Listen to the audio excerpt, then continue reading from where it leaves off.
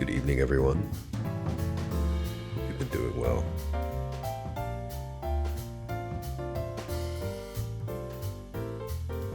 It's another late night stream for you guys. But hopefully it won't go too late.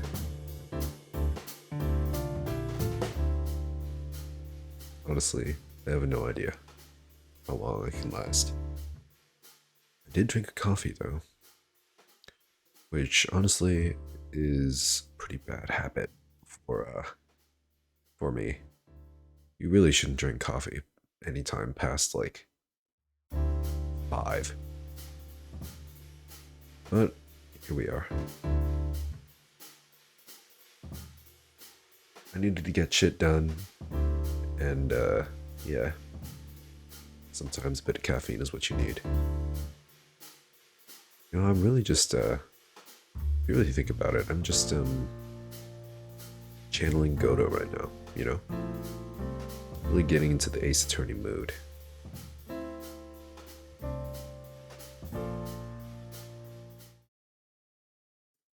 Speaking of Ace Attorney, it would be great if you guys could see the game right now. Oh, while we wait, we're on the last trial. Oh, there we go. The last trial. It's finally here. We started it, and I believe we left off in the middle of a cross-examination.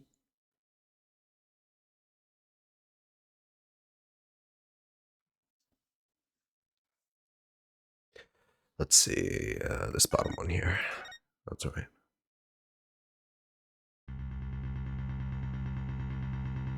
So, let's see. Oh, we were not in the middle of a cross-examination. Okay, let's see. Let's take a few steps back. What was the latest revelation? Okay, so we have Punko at the stand. Yep, Punko, blah, blah, blah. Yes, Punko moved something large after Dr. Psyches fell down.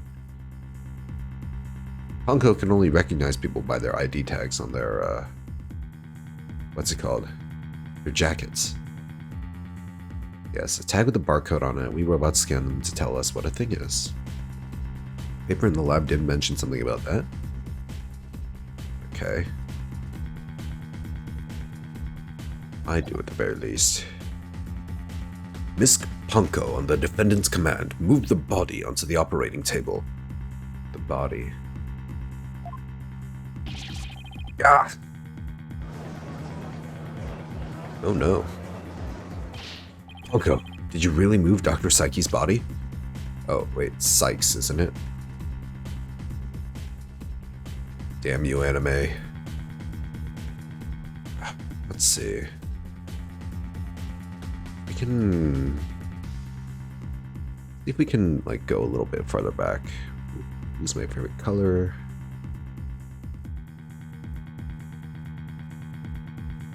The victim moved. Let's see, window, operating bench. Menace fell down near the round window of the workbench on the side of the room. Ejection. Let's see. Her body was discovered on the operating table. Okay, and so her body was moved to the operating table after it fell. It's been a week. I needed a bit of a refresher. This is really important. Isn't there any way you could tell? I don't know. Without an ID tag, I can't tell. Give it up, Wright. If the victim's heart was stopped, the robot's detection system would be useless. Furthermore, Dr. Sykes usually wore her white coat while she was working. She kept the jacket with her ID tag on it draped over a chair in the robotics lab, and only wore it for special occasions. In other words, the victim wasn't wearing her ID tag at the time. From the robot's point of view, her body was simply just another object. One thing that the 3D animations kind of lacked is the immediate impact of the pose change, like the snappiness of it. Like how Edgeworth kind of slowly lifts his finger to point. Objection! Ponko is equipped with a facial recognition system. If she really did move the victim, she would have recognized the body as Dr. Sykes. But she didn't, so that means Objection! her face can easily be covered with a piece of cloth, a mask, or anything else for that matter. With her facial features hidden, the robot couldn't be able to tell it was Dr. Sykes.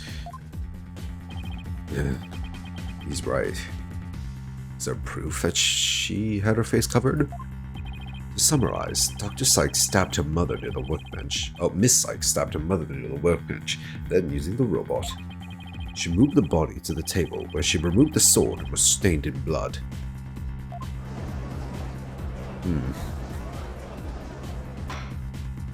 Order. But if that's the case, then I have a question. Why did the defendant move the body to the operating table in the first place? Want a reason? Very well. What? Can't possibly have an explanation.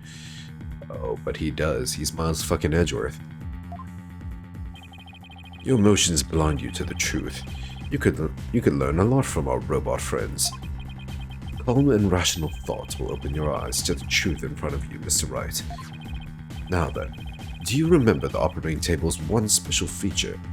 To disassemble robots, but I don't think she really wanted to disassemble her mother.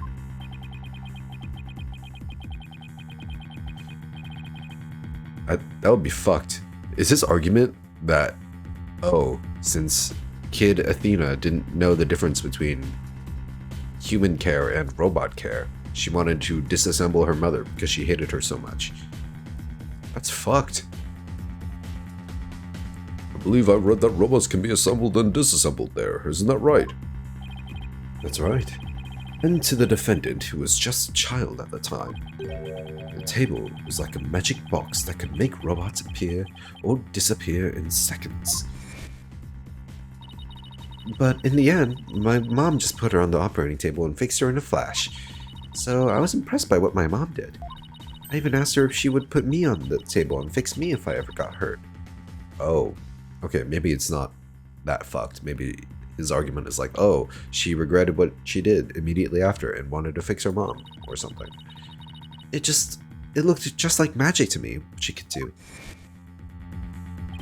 You can't possibly be suggesting. This young, sheltered girl have a difficult time distinguishing robots from people. Take a look at Ponko's arm. It was Miss Sykes who bandaged it up like that. Bandaged it up that like. She must have thought the machines heal in the same way that people do. Makes me sad that there's so many typos in a novel-style game of all things. What an adorable, naive mistake. It reminds me of my own grandchild.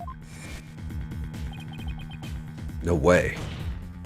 I refuse to believe it. Miss Sykes made a childish, naive, and cruel mistake. She thought that if a robot could be dismantled and vanish without a trace. Okay, no, he is going for the fucked argument. Prosecutor Edgeworth, but if you're about to claim what I think you are, I demand that you word it as delicately as you can. With all due respect, Your Honor, all I can do is present the truth as it stands. The reason the defendant moved the victim's body to the operating table. Hold it! No, don't say another word. Just stop. Was to dismantle the evidence so that she could get away with a crime. That can't be. True. Ah. Oh god. Flashbacks. Athena? I hope she's not hearing this. Order in the court! Order in the court, I say! Edgeworth, she was just a little kid. How can you say such a horrible thing? Horrible? Like I said, you're just as green as ever. Oh, you can see his glasses in his pocket. I came here today as a prosecutor to seek only the truth, no more, no less. My theory is simply the result of a rational consideration of every possibility. Objection! But dismantling isn't the table's only function. It can make repairs as well. What's up, Zaya? I was just a little kid when my dad was shot in an elevator, so every other kid needs trauma. That is... Yeah, Edgeworth is just projecting.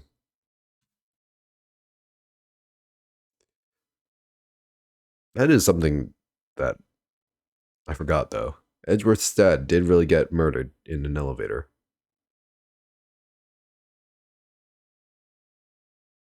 And that's fucked. But Edgeworth's theory is more fucked.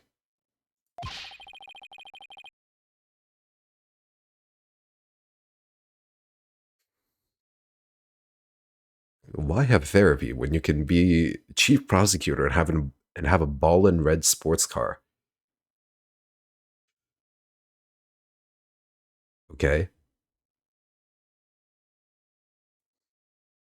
It's conceivable that Miss Psyche's... keep on saying Psyche's. I've said Psyche's the whole game. And then at the very end, the very last episode, they decided to drop the Psyches. Like, the fuck is that? If you're gonna introduce new names, at least pronounce them. So that I can pronounce them right. It's conceivable that Miss Sykes moved her mother to the table in order to fix her. I suppose that could be another way of interpreting it. But dismantle or repair, it doesn't matter either way. What do you mean? After murdering her mother, Miss Sykes may have come to her senses. Perhaps she did want it to make it appear as if it had never happened. And that's why she tried to repair her mother. Yes, that's one possible explanation.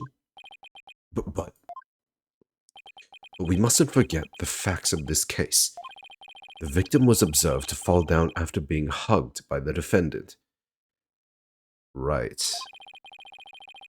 And the body was moved per the defendant's command. These two facts that indicate the defendant's guilt, remain unchanged. This just can't be true.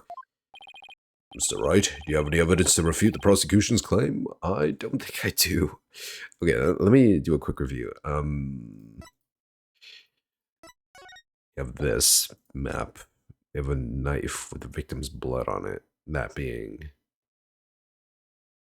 Wait, the past victim, right? Dr. Metapsyches? How do I have this if it's, like, from 7 years ago? Or is this from Clay? Diagram of the boarding lounge. Yep. Space Museum. Hope Capsule. Katana. Okay, I think the knife was from Clay, and then this katana was, yeah, this is the murder weapon for Metis. 7-year-old video. Blackwell is just chilling. Yeah, I got nothing. Evidence. Right. Let's see. I can't think of any. Mia, save me. I'm afraid I don't have any evidence. Since becoming chief prosecutor, I've learned that the truth isn't always pretty. Now, accept the truth, Mr. Wright. Your subordinate murdered her own mother. Your Honor, the prosecution demands a verdict. The hostages have suffered enough. What a terrible and tragic conclusion. Oh, come on, Judge. You can't give in that easily. Although we do have hostages on the line. If the defense has no counter-argument, I see no need to further prolong this trial. Edgeworth's argument seems solid enough, but there's no way Athena could have ever done anything like that. What do I do? There has to be something. I can't think of a single thing. We need more testimony. We only had Ponko up on the stand, right? And, well, Fulbright was on the stand, but that was like a proxy for, Aura Blackwell. Oh?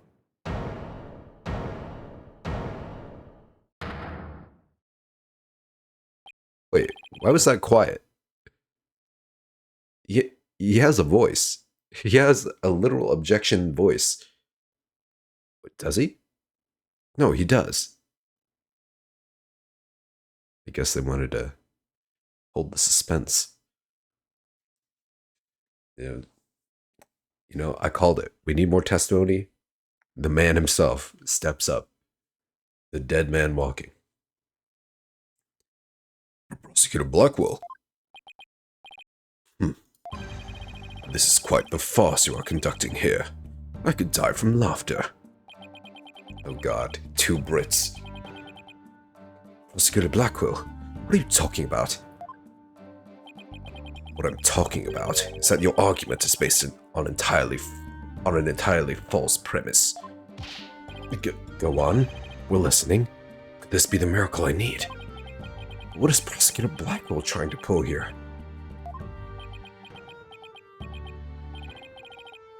"7 years. 7 long years. Howdy to you, Nevius. Howdy, partner. This case has been on my mind. Not for an instant did I not think of it. I'm the one who killed my mentor, and don't think you can alter that fact now. Your baldness, I will take to the stand, and I won't take no for an answer." Well, of course, Prosecutor Blackwell. Please go ahead. Oh, he wants to save his crush. Wait, now that I think about it, Athena might not be his crush. That would be pretty fucked, because 7 years ago, Athena was like a child. Blackwell is... Yeah, you know what? Scratch that. It's that definitely not his crush. This ain't Turnabout Big Top, okay?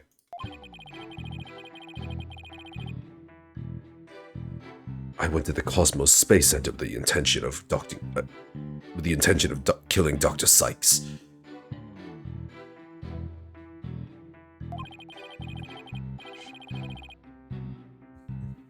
Yeah, scratch that one theory off the board. Like, completely scratch it off.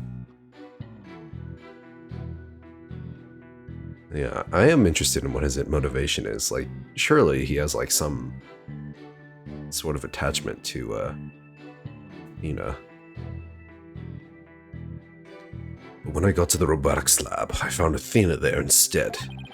I would not be swayed from my purpose, so I waited for Dr. Sykes to return. And then, I committed the act. Ah, how cathartic it was.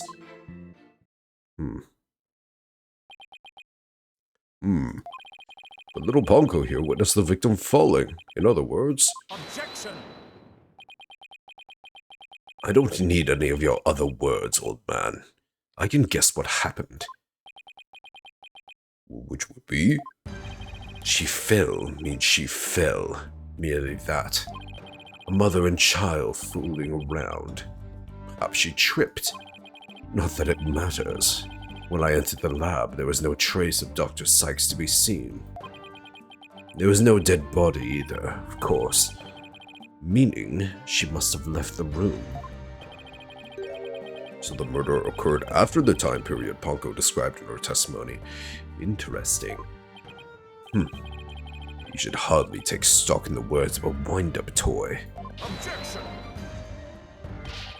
And how do you explain the fact that the defendant had the robot move something? Athena was always tinkering with robots on the operating table to amuse herself. And she always had Ponko move the heavy ones for her. That day was no different. Ponko moved a heavy robot for Athena. Okay, I feel like he's definitely lying, but at least he's saving our skin. Thank you, Blackwell. This is awful. What he's saying seems to make sense, and yet... Objection! Prosecutor Blackwell, are you trying, even now, to turn away from the truth?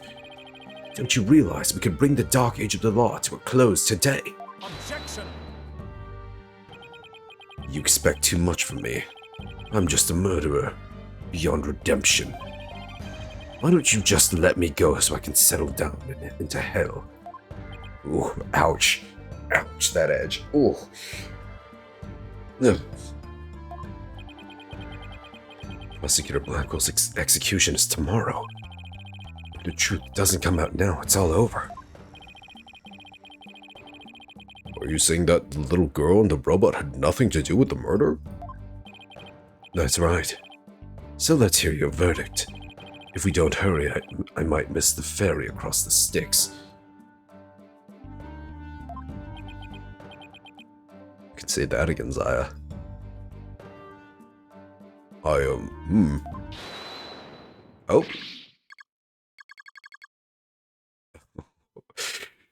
Oh, of course, Aura wouldn't want that to happen.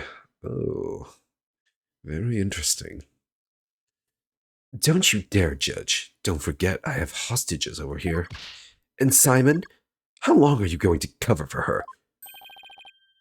Miss Blackwell. Forgive me, Aura. I never wanted you to do anything like this for me. But you agreed to this trial. If you have a counter-argument, then present your evidence. That's the rule of the courtroom. Isn't that right, Chief Prosecutor?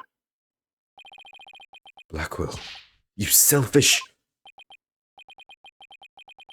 Well, to be frank, I don't like this, but it's my duty to make a decision.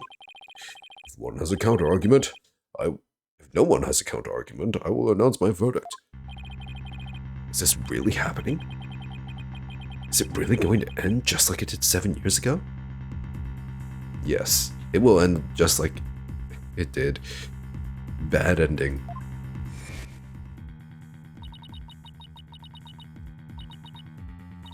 Blackwell is killed. Aura kills the hostages. My daughter is dead. Athena is thrown into jail. It's all over. I wanted to do it so bad. Pause. Even now, I want to fly out of here and go save him. No, I can't tell her. But how can I lie to Athena? If I can't prove Prosecutor Blackwell's innocence in this trial, I don't think Athena will ever forgive me. I can't let this happen. I just don't have the evidence to counter Prosecutor Blackwell's testimony. Look, Phoenix, do what you do best. Bluff. Just bullshit your way out of this. Do what Mia taught you. Oh. Here comes a new challenger. Oh, hi. Athena. What are you feeling okay?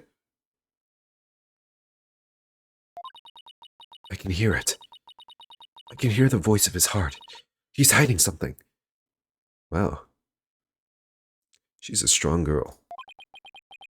If he really is, I could sure use Athena's help here. I'd like to imagine that Athena was just like standing in the... What is it called? The seats above. I don't know what they're called. The audience seats? Whatever. I feel like she like just jumped down from there.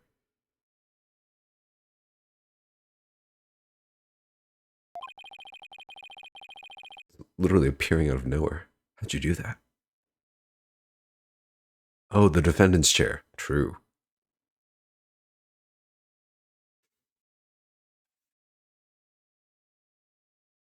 You know, we never get to see the defendant's chair in the Ace Attorney courtroom. It's always just the prosecution, the defendants, or not the defendant, but the defense, the witness stand, and the judge. Kind of sparse. It's kind of weird that they never like updated the layout, even in 3D. Anyway, new headcanon. Athena like rolled on the ground. She crawled on all fours very stealthily and then popped up at a very opportune time. Objection! Sakistono. No need for you to chime in here. Just accept that you're innocent. Objection!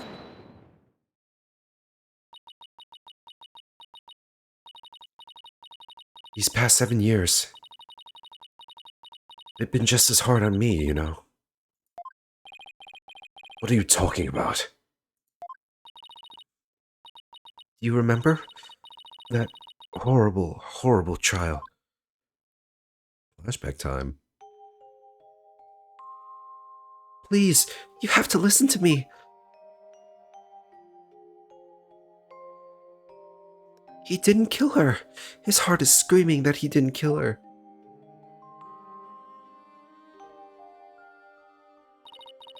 Even now, every time I stand in a courtroom, it comes back to haunt me. Oh my god, it's pain. Not being heard, no matter how hard you try. Feeling so helpless.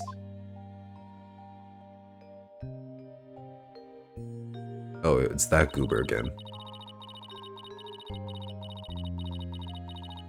Front in people's stares. So scared that it feels like your chest is in a vice.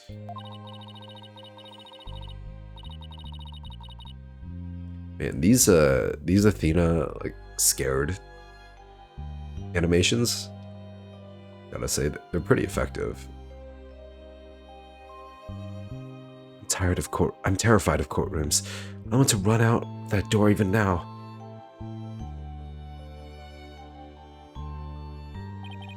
And yet, you found a way to keep your fears at bay and become a lawyer.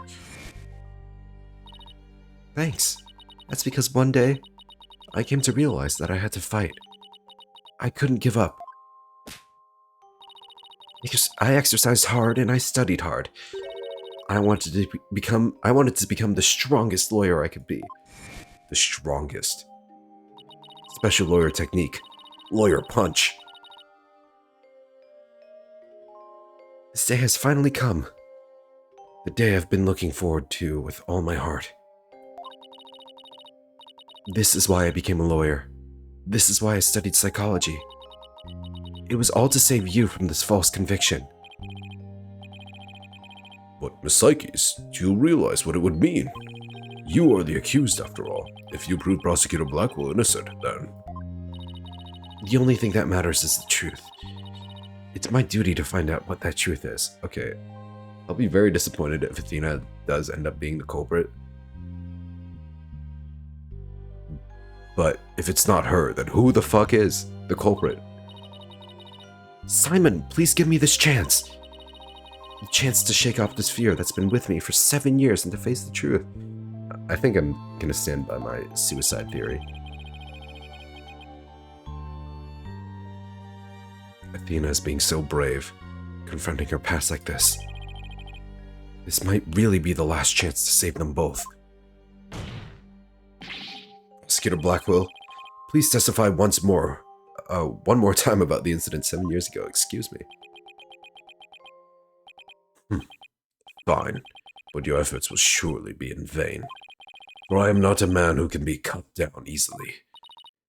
Here we go, Simon. Let me hear the voice of your heart. Oh, of course, now that we have our handy-dandy emotion mood ring robot,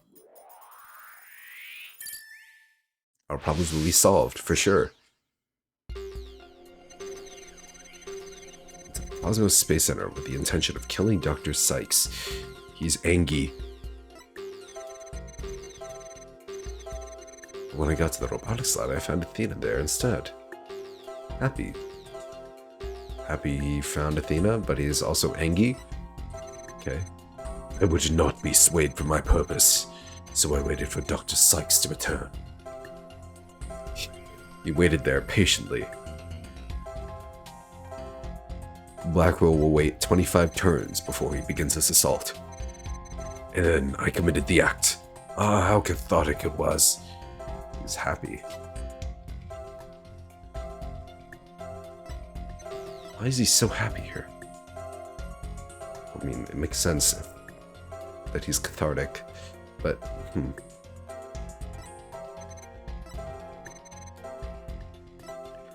No remorse at all. That's strange, right? His emotions are very guarded, and his defenses are way up.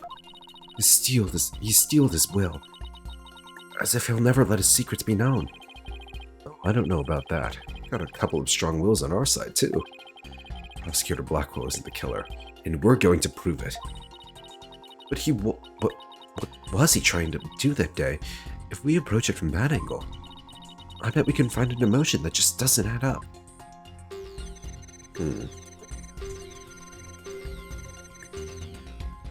Makes sense here. Anger makes sense. When I got to the robotics lab, I found Athena there instead. There's no surprise, which is surprising, right? Normally you'd be surprised when something unexpected happens to you. Waited for Dr. Sykes to return.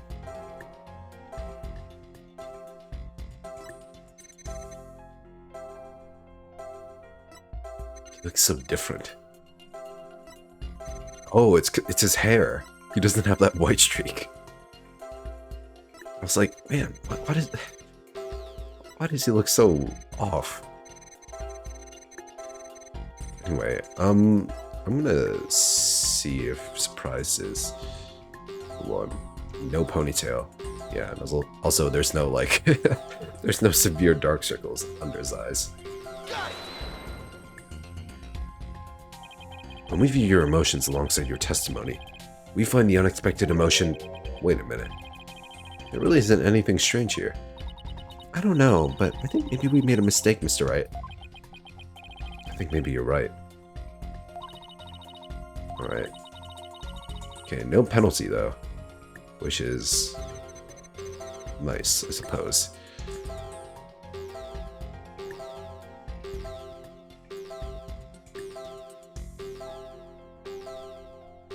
Why are you angry here? Nope, okay.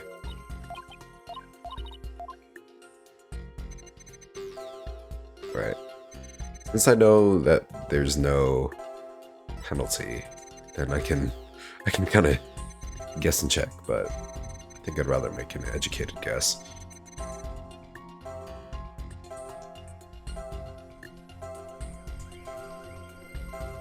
Yeah, it really is nice here. Also, like, there's a lot of ways to interpret emotions, right?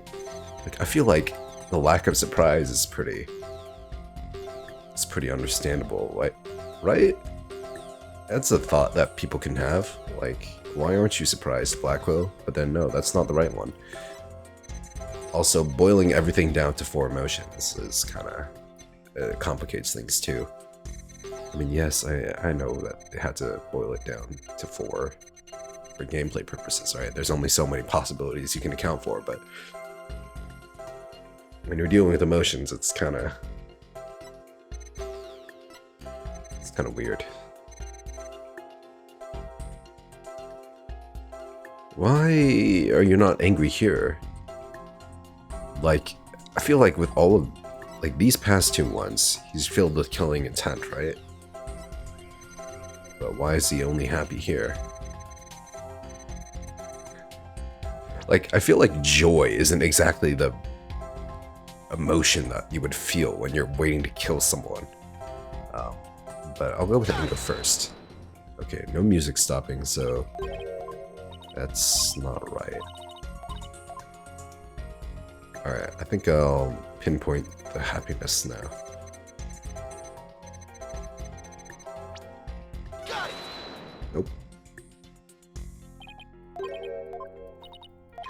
I'm sorry, Athena.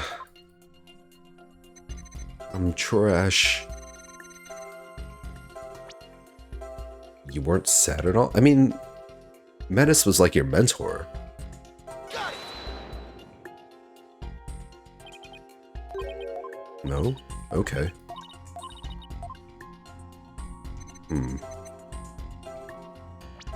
Well, he's not angry here either.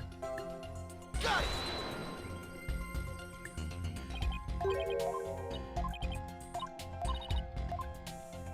Oh god. I'm sorry, Athena. I am not an empath like you are.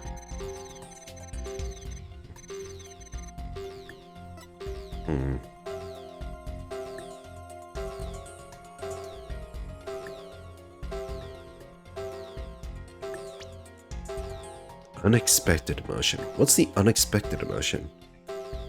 Got it. That's the unexpected emotion? I feel like that is the most expected. When you see Athena, right? I mean, surely. I guess it really hasn't been established that Athena and Blackwell kind of were buddies. I don't know. It feels pretty obvious, right? Like, Blackwell was basically mentored by Dr. Sykes, and then Athena just happened to be there. Like, if anything, that emotion is the most obvious. Even though the person you were looking for wasn't there, you felt happy. Why is that? Phoenix, take a quick guess. You the line was literally Athena was there. Happy face. Put two and two together, Phoenix. Nick, please.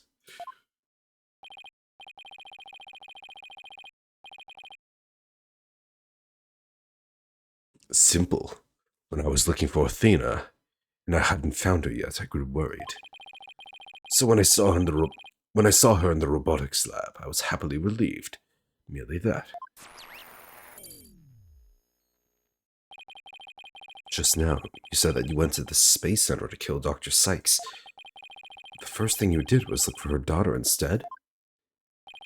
I had no intention of harming Athena, so I wanted to confirm that she was safe first. It was just a part of my plan. Nothing contradictory about that. All part of his Keikaku. Yeah. The second I find an inconsistency, he cuts it down. The noise level went down. That's something. Simon knows the principles of analytical psychology. There's less noise now, but I don't see any instabilities where we can latch onto. I was afraid of that. We just have to keep chipping away at him, then, bit by bit. Could you update his testimony, Athena? You got it, boss.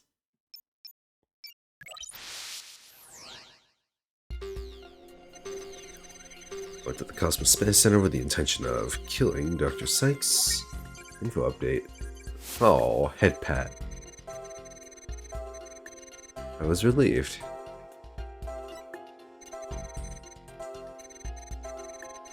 Okay, so... now his anger is gone?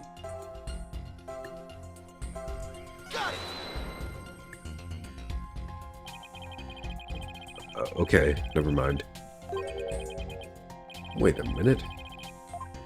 I don't know, it seemed pretty strange to me that all his killing intent is just washed away.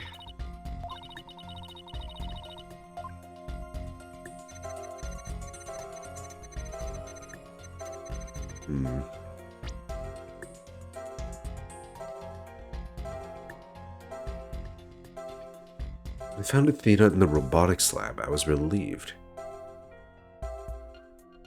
But apparently...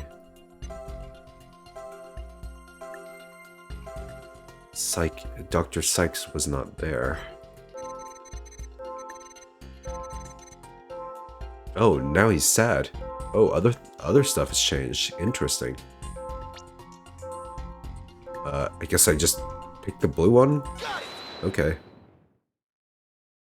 Pick the one that changed. Not even you can falsify your emotions, Prosecutor Blackwell. What?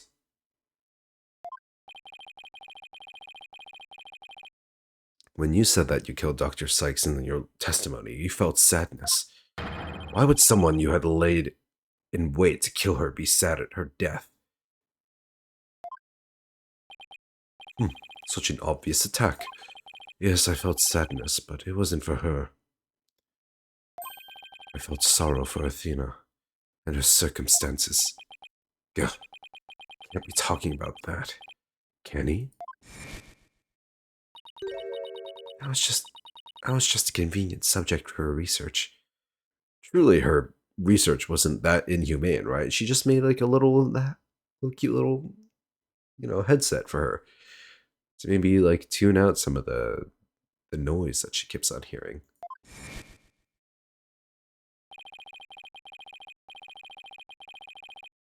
I don't think there's like any evidence that Athena was negatively impacted by her research.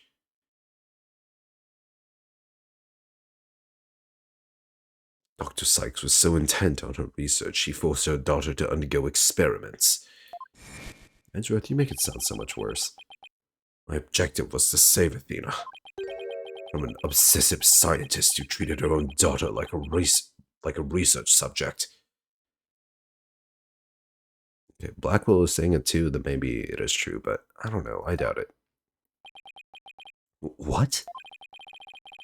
I went to the psychology lab first. That's where I would usually find Athena playing. But that day was different. I heard someone crying in the robotics lab next door. Was Athena being subjected to yet another experiment? I thought as I went to see. Conveniently, Athena had cried herself to sleep, so all I had to do was wait and kill. So that's why he was relieved when he saw Athena. But is this story really true? I'm not sure how much to believe. It's not. It's all bullshit. Mr. Wright? How are you doing, Athena? Still hanging in there? I'm a lot stronger than I look, boss. Now, take a look at this. The noise level actually increased. Oh, shit. Tug of war. It went up? I've never seen it do that before. Prosecutor Blackwell is lying somewhere in his testimony. As a matter of fact, he's piling lie on top of lie in an attempt to make his claim sound more believable. He's trying even harder to suppress his true feelings, and that's what's causing the noise. How in the world should I approach this?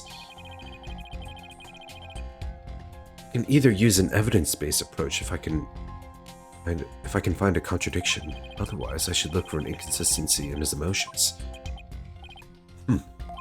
There are no flaws in my testimony, and his boldness is prepared to give his verdict. Give up on this lost cause and let the law free me of these chains already. Objection! I don't think so. Not while I'm around. Now, contradictory testimony or inconsistent emotions. Which should I tackle first? Does it matter?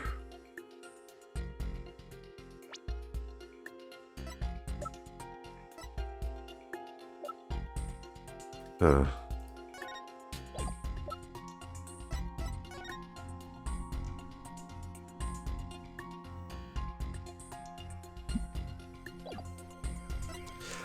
feel like it might not matter which one I pick, but so it might. It actually might. Maybe emotions are the way to go.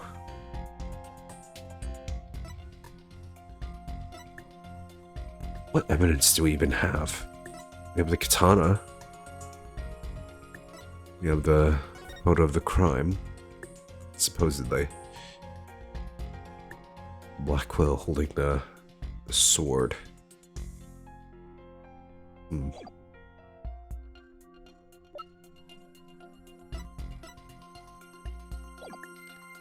think I'll stick to emotions for now.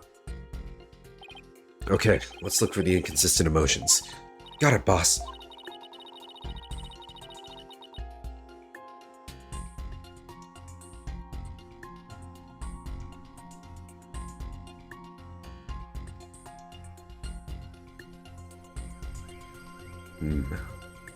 Let's see. Yeah, that is possible. Yeah, we aren't playing around here. I have choices. I can easily switch over. Okay, good.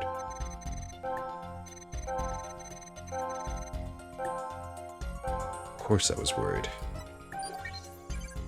Okay, new stuff. Hurried over and opened the door to the robotics lab.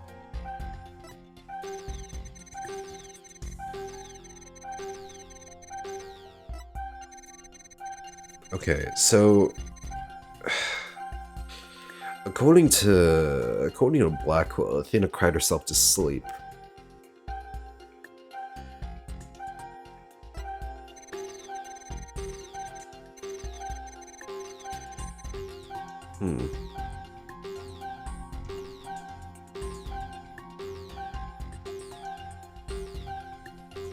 So before he said he was lying in wait, but now he was shocked that Dr. Sykes came in.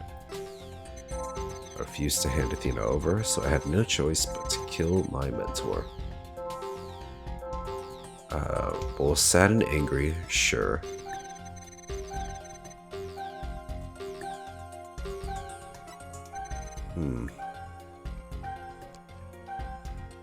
So maybe it's the lack of emotion that I have to look for, because honestly, all the highlighted emotions seem pretty plausible to me.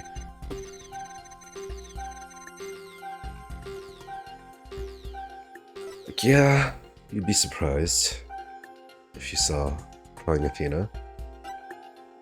Surprised if you... Yeah, surprised and worried, so that makes sense. Then he would also be angry at Dr. Sykes for whatever reason.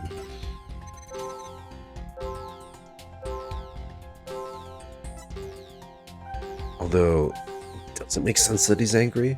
Like, logically, if you think about, like, yourself in his situation, he goes to the psychology lab. He finds Athena crying. Athena doesn't say a word, apparently. So he has no idea why Athena's crying. So he just assumes that it's Dr. Sykes' fault? Like, what did Menace do? And then he's just like, oh, Athena's crying. Now you die. It seems a bit like a leap to me. I refused to hand Athena over, so I had no choice but to kill my mentor. Yeah, he would be sad. He's also apparently angry. I'm gonna go with the anger here. No. Wrong. Wait a minute. There isn't anything strange here.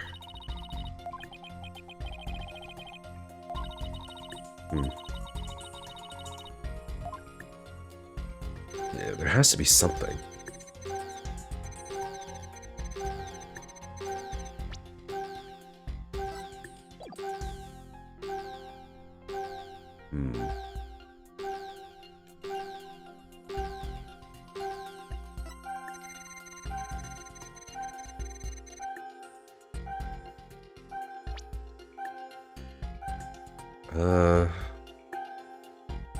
He's not relieved? Maybe that's why? It's like there's no happiness? Because before he was feeling happy that he found Athena. No? Okay.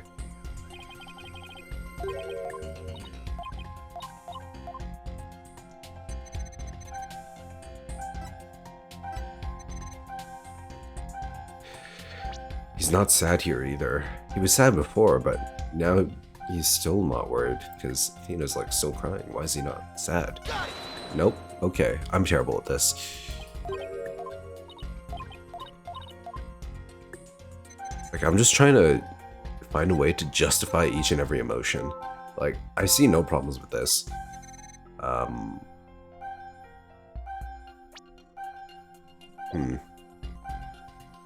There's no reason for him to be angry over here right now, right?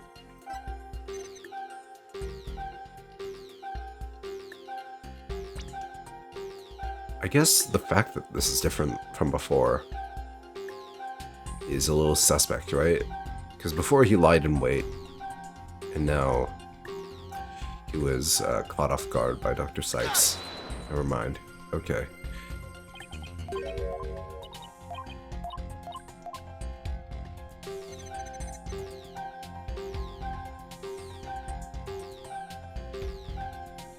That's true. His testimony is like basically completely different.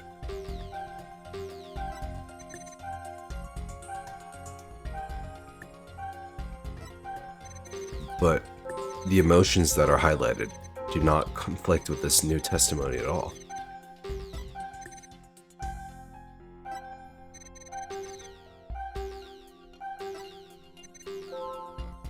So I'm not really like I'm not entirely sure with what I'm supposed to look for. Find the unexpected emotion. Everything here seems to be consistent with what he's supposed to be feeling in this situation.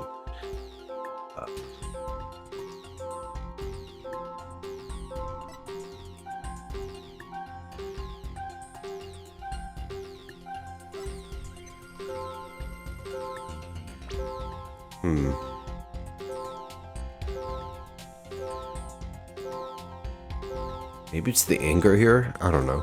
Got it. Nope. That was just a crapshoot. I could not think of a valid reason why that would be the answer.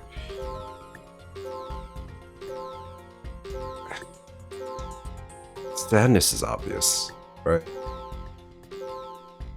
You wouldn't feel shock or much joy. This line is definitely the most suspicious to me. So, I mean, I guess I could just check all four of them. But, like, I guess before I do, I'm gonna try to, like, figure out, like, why each would be the answer. So, the absence of joy. Why would he be happy, or why would he not be happy?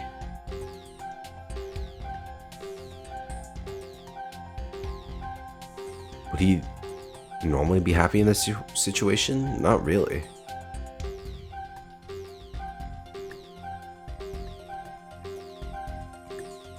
I guess maybe he's not sad about the fact that he can't help Athena? Got it. No? Okay.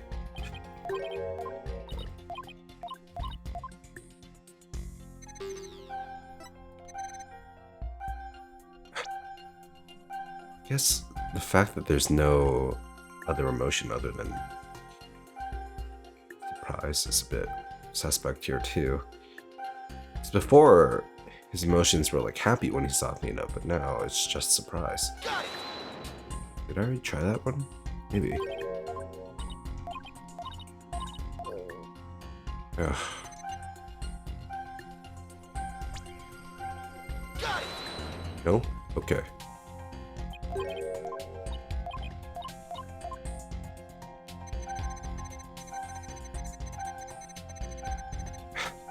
I guess I gotta like try to reframe my thinking, right? Because the last mood matrix thingy, the answer was something that I thought was fairly obvious, right? Like the answer to the last one was he was happy, but I felt that was like clearly like that would be pretty obvious if you saw Athena. You'd be happy, right? I don't know. So I guess something that's obvious to me might not be obvious to the game.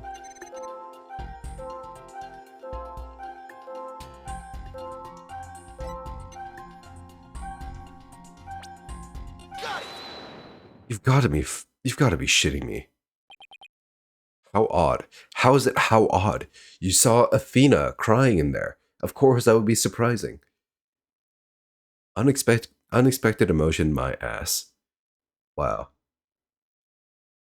Okay, I don't want to say this mechanic sucks, but like it's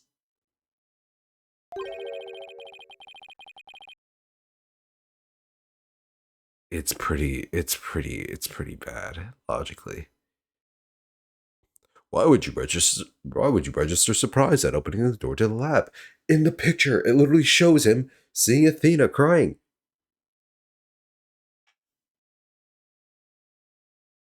Yeah, this is definitely like some circular logic type shit. Alright, fine. I'll explain if I must. What surprised me was Pongo. That toy figure attacked me. Pongo? Okay. I did not expect that.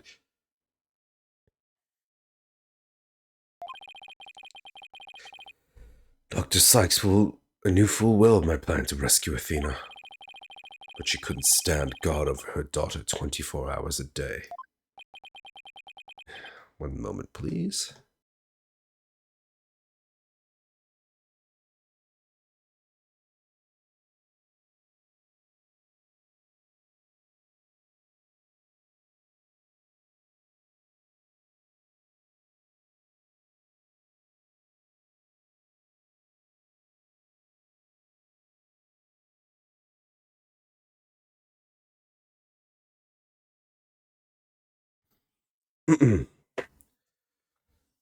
So Dr. Sykes had Pongo do it. That's right. She ordered Pongo to forcibly remove me on sight. So I slashed Pongo up with the katana that was there in the lab.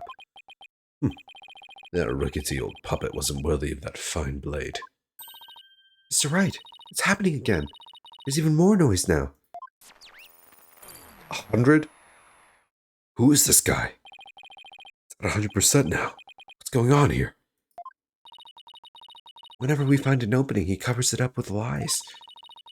We'll never get rid of the noise at this rate. It's pretty hard to keep telling coherent lies like that. His mind and will really are as sharp and strong as a katana. Ugh. I need water. Alright. Let's try his testimony. I think there might be an inconsistency in Prosecutor Blackwell's testimony. Alright, let's give it a thorough check then.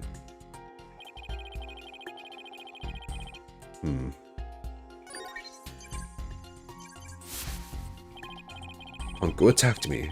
I retaliated by cutting it into pieces. Before I could leave Athena out of there, curse my luck, Dr. Psyches came in. No choice but to kill my mentor.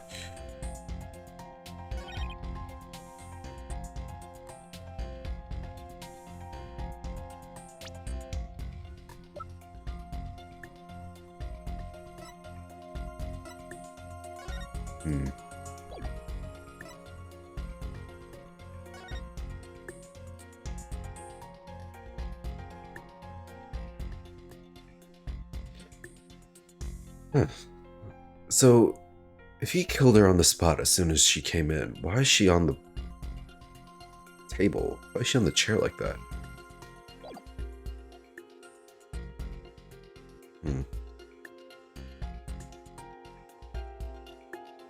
What was his first testimony again? That Athena and Pongo moving the whatever object they were moving to the chair was like completely separate from the murder.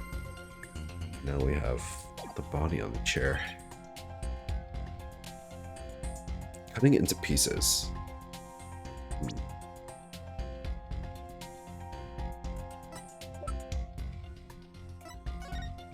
I mean, we have the robot arm here, right? So that's consistent with the fact that... Is it consistent? I mean, on the picture, it doesn't have the bandages on Pongo's arm, but...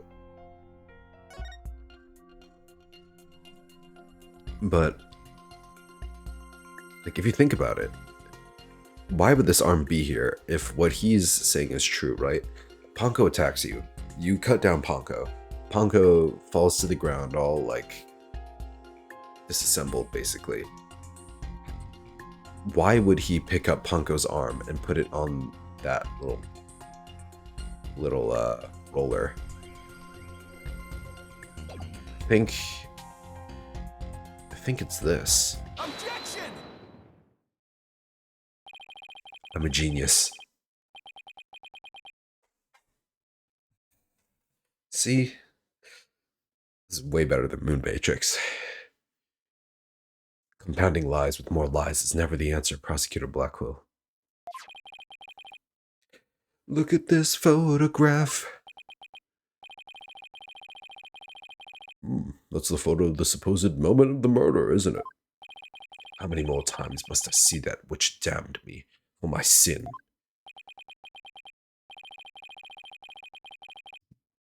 The ironic thing is, I think this picture is actually going to be your savior now. See that blood stain at the end of Ponko's arm where it was severed with a katana? I hope you aren't claiming it's the robot's blood, Mr. Wright.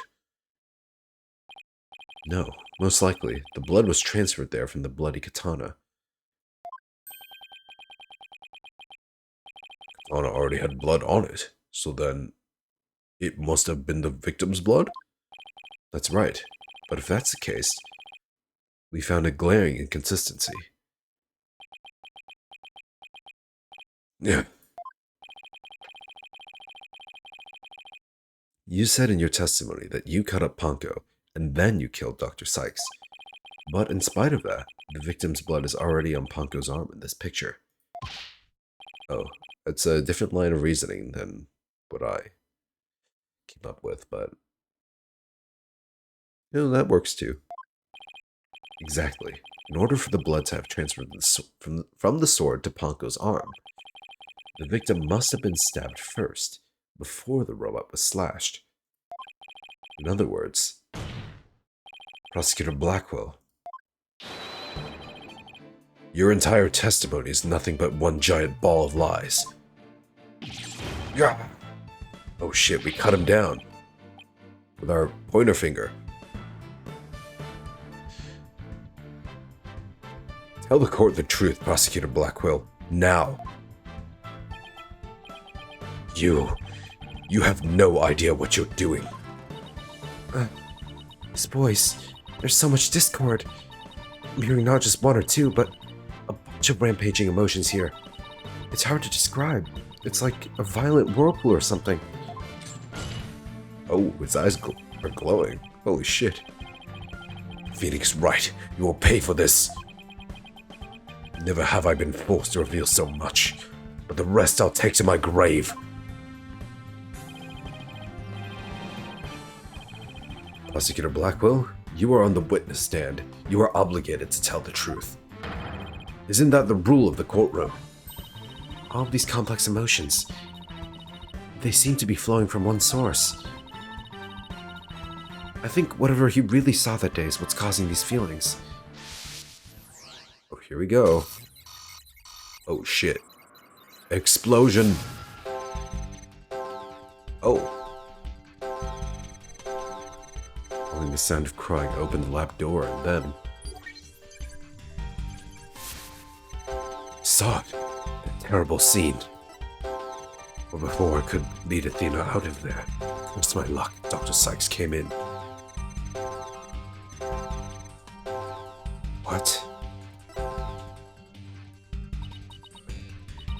This voice! It hurts to even listen to it. He's been living with this pain inside him for all these years? And the root of it all is hidden somewhere in this testimony, isn't it? Yes, that's right. Please hurry. Please set him free, Mr. Wright. Things are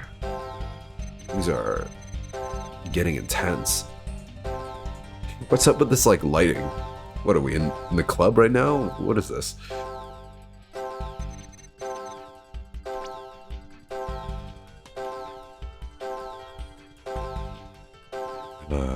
Probe about Athena, I suppose. Okay. Pretty obvious, I guess.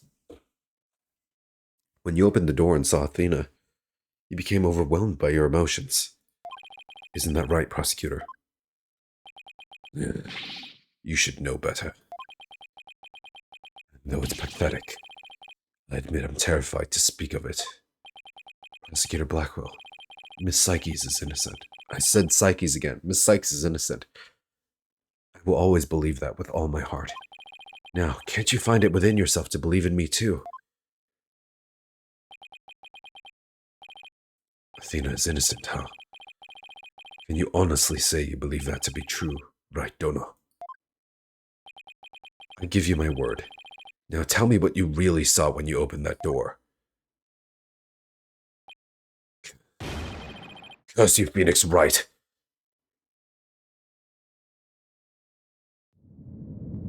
Oh dear.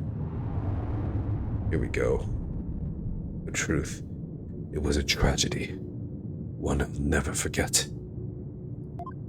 When I arrived at the lab, Dr. Sykes was already dead. She was lying on the operating table, while the bloody katana lay on the floor. And standing between the two, covered in blood, was Athena. Oh shit. She smiled, with a far-off look in her eyes. She sweetly said, "Oh shit. The fuck is this? Something's wrong with Mom, so I'm taking her apart to fix her." Oh wow, this game got fucking dark. And that's what I saw. And now you have it. The truth that you so desperately wanted.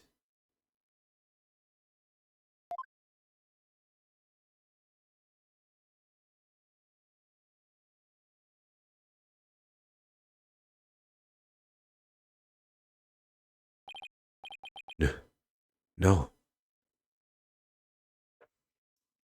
Holy fuck. This just turned into a horror game.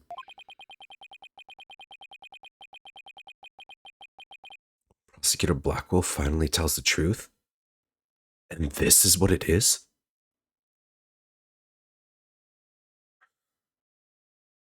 Yeah, that definitely was powerful, dude. That Athena face reveal? Ooh, so this is a bit creepy. Oh, one sec. Oh god, I'm so congested.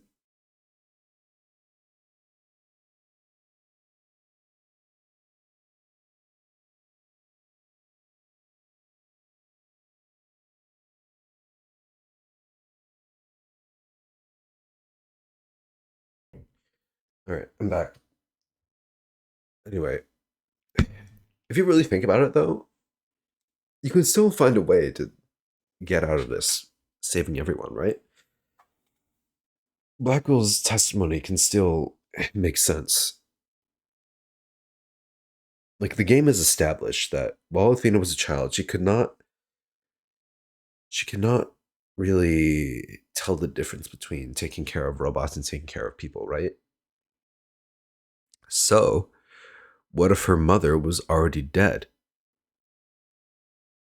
before Athena found her? No, but Athena had blood on her. So, what if somehow whoever the killer is, they killed her mom right in front of her? She got blood on her, and then the killer escaped, and then her mom is dead. So she put the body on the uh, on the chair so that she could, in quote, fix her. And then, that facial expression, I feel like it's pretty fitting for a child that like just witnessed her mother's death, right? Like, I feel like such a trauma, it would take a while to process, especially for a kid. Smiling is definitely a way to cope. Yeah. Like, if you think about it, this testimony isn't as bad as you might think. As you might first think. It's beyond devastating. I, I, I tried to take my mother apart? Oh no. I, I, I...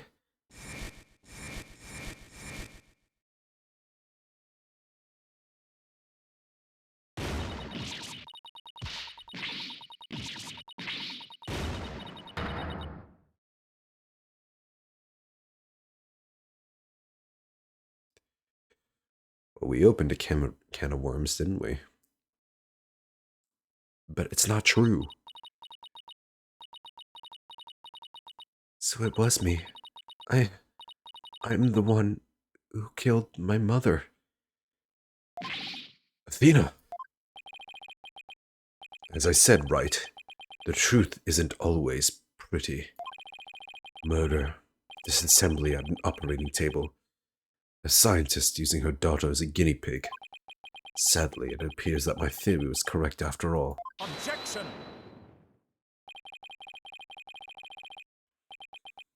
It's true that Athena didn't like her mother's research, but you dare cast aspirations on my mental by claiming Athena was used in such a manner.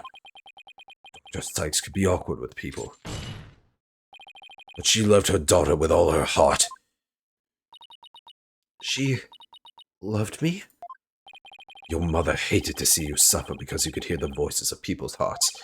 She wanted to set you free of your pain, so she worked tirelessly on her research. Do you remember those headphones you hated so much?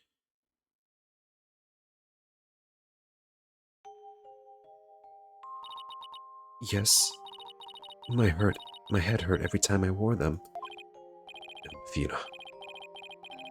It's just the opposite. They emitted sound waves to nullify emotional input from the voices of people around you. Oh, it's literal noise-canceling headphones. I mean, that's how the technology works. Wow, how innovative. Active noise cancellation. Your power was much stronger than it is now. Ugh.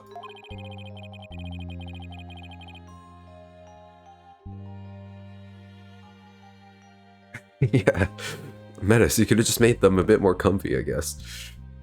And those headphones were what enabled you to carry on with everyday life. No, that can't be true. Then why would I have done something like that? Somebody who loved me so much. Her love for you was real. That I can guarantee.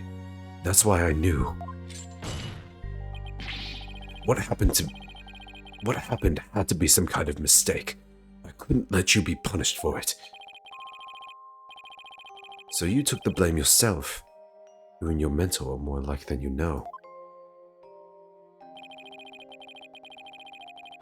Punko was a witness, so I put it in the case, held Athena close, and vacated the lab.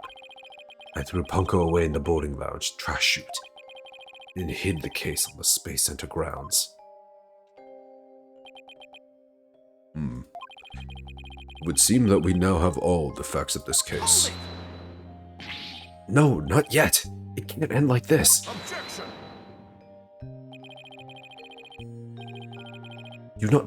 Do not disgrace yourself, Mr. Wright. The truth has been revealed. Or are you the type of man to turn your back to things that disagree with you? I'm not... This... I can't give up now. I have to say something, anything, even if it's a bluff. I've always managed to pull through that way in the past. I have to make it work. The defense is prepared to present evidence Mr. Wright. Yes, Athena? It's okay. You can stop now.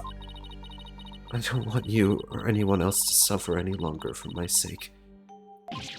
Uh, Athena, what are you saying? I killed my mother. That's the truth. It's just like Prosecutor Edgeworth said. We have to face it, no matter how much it hurts.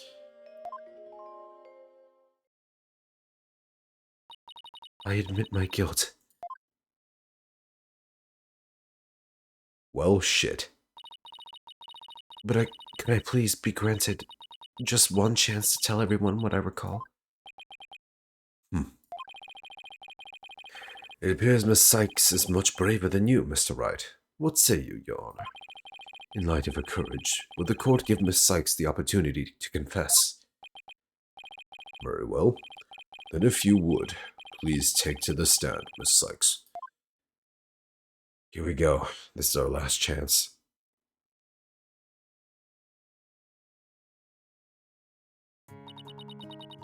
Thank you for letting me do this, Prosecutor Edgeworth.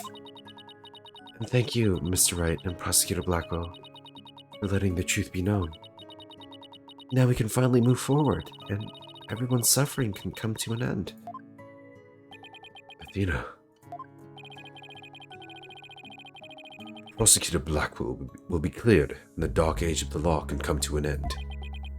Yes, admit your guilt. Bring everything to its conclusion. A little hasty there, huh, Edgeworth? I killed my mother. My memory is still a little hazy, but there's no question I remember it. I remember the weight of the weapon in my hands, and the feeling of it stabbing in deep. And I remember the warmth of her blood as it flowed down the handle onto my fingers. Your Honor, please find me guilty. I dare say, these are all memories that no one but the murderer would have. Really now? What if those memories come from pulling out the weapon instead of putting it in, Edgeworth? You ever think of that, huh? I see. Thank you for your confession. I believe this trial has gone on long enough. But before we conclude, does anyone have a counter-argument? I do. Me! Objection! Yes. I do, Your Honor. Mr. Wright. But, Mr. Wright, why? I killed her. I remember it now. Any counter-argument now is pointless. Objection! Gotta throw a second one in there. Don't tell me you've forgotten one of the basic tenets of lawyering. It's that... it's that witness testimony is unreliable as fuck, especially from 7 years ago. Oh, that too. Always believe in the client to the bitter end. Athena, you are not a murderer. Objection! I said that you never change. But could you have actually regressed in these 8 years? Ouch. I won't stand for your childish emotionalism getting in the way of the truth.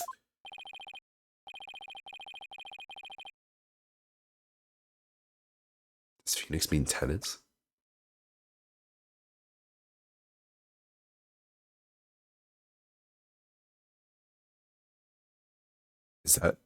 Is that what the word is? Is it tenants? It might be. Honestly, I don't know.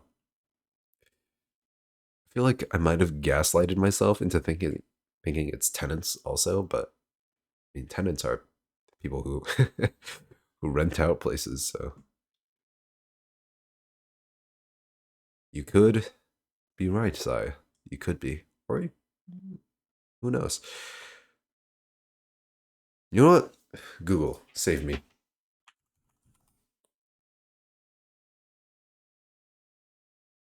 Tenants is sometimes confused with tenants.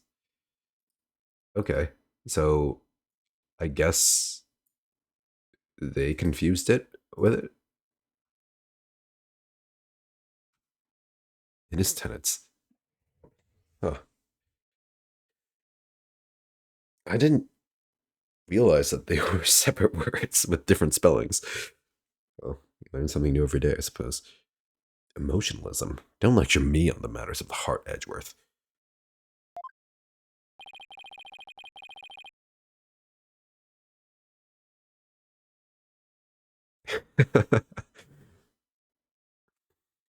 Yeah, Phoenix and Edgeworth are having a bit of a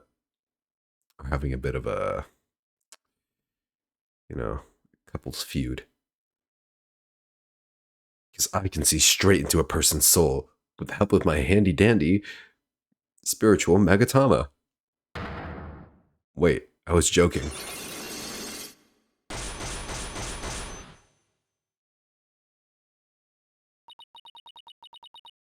I did a little research. I looked into those psyche locks you mentioned, Dr. Nick. I did call it. Athena isn't trying to keep anything from you on purpose. For some reason, part of her heart and her memories are sealed off, even from herself.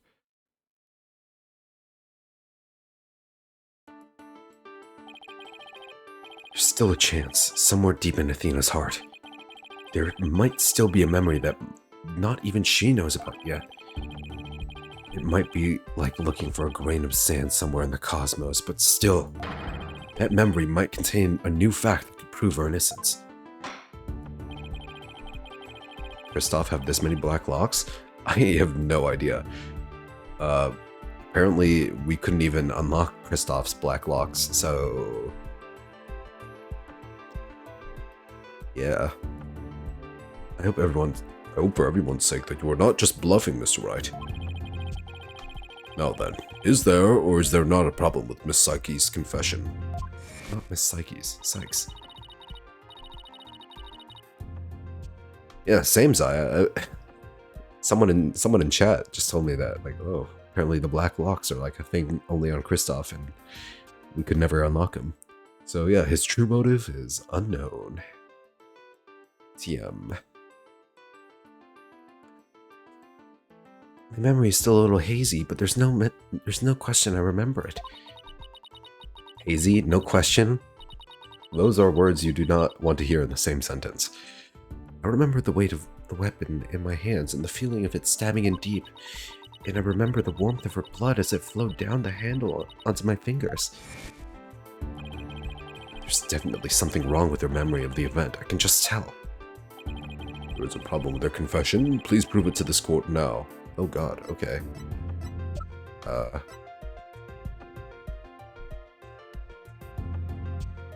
victim's blood was found only on the blade. The warmth of her blood as it flowed down to the handle of my fingers. It's gotta be it, right? Isn't that the katana the defendant used to kill the victim, Mr. Wright? Respectfully and vehemently disagree, Your Honor. But I remember it. I remember holding the weapon and getting blood on my fingers. Maybe the sword wasn't the weapon. That's exactly my point. If blood really did get on your fingers while you were holding it, there should be blood on the handle. But please focus on the handle of the sword. There's not a trace of blood on it. And therefore, this is clearly a contradiction of the facts. You're right. Phoenix, right. But psh. Oh my. Objection. The defendant must have simply confused a portion of her memories. She mentioned it was hazy to begin with. We can't mull over every minor detail. Objection. But she also said, there's no question I remember it, a fact we can't ignore. In that case, why don't you explain what this contradiction with her memories means? Gladly. Just give me a sec to think of something. I want to say that Athena didn't stab anyone, but she said herself that she remembers the feeling of committing the act. Think, Phoenix, think. What could the contradiction with Athena's memories mean? There's a different weapon, obviously. Miss Sykes said blood flowed down the handle, but the katana's handle is spotless.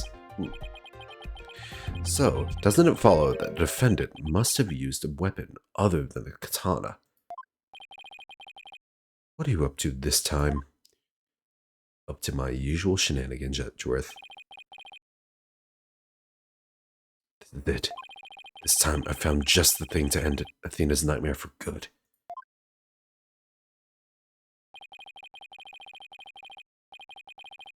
The weapon that took Dr. Sykes' life was the katana. That much is for sure. So, if I can show a possibility that Athena didn't use the katana, it could help me prove her innocent. Is it innocence? Instead of innocent, is that a typo? Might not be. I don't know. This could be grammatically correct.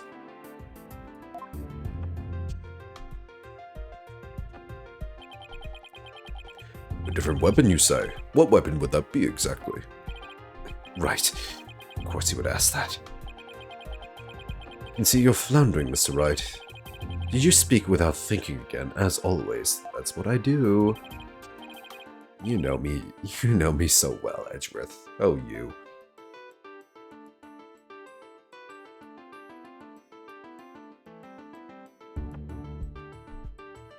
Yeah.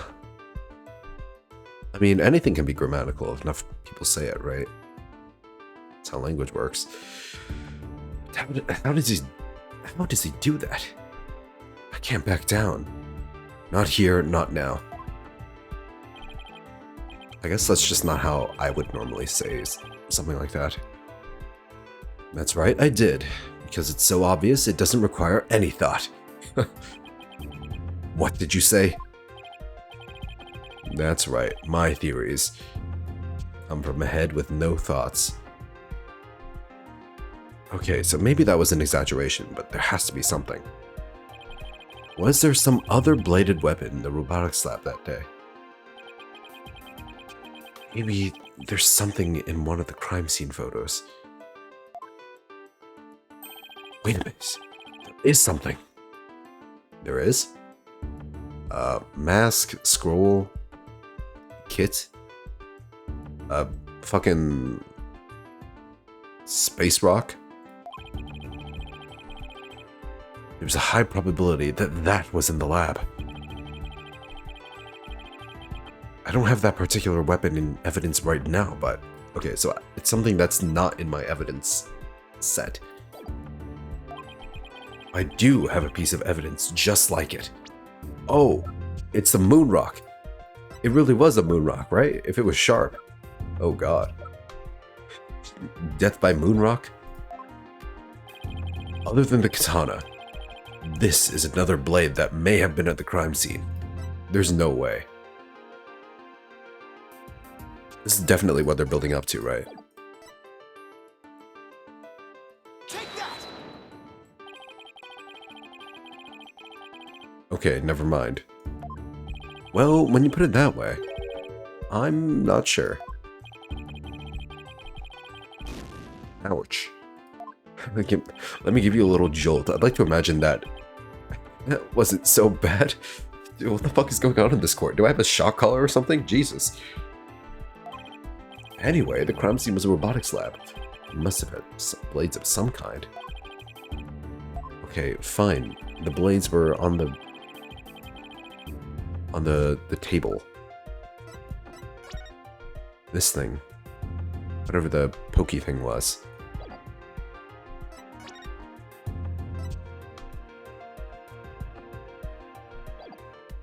Right? It's gotta be it.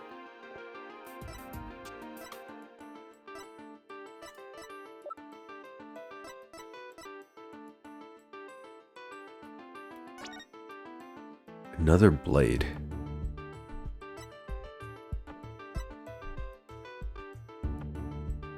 She said blade specifically. The probe's on the...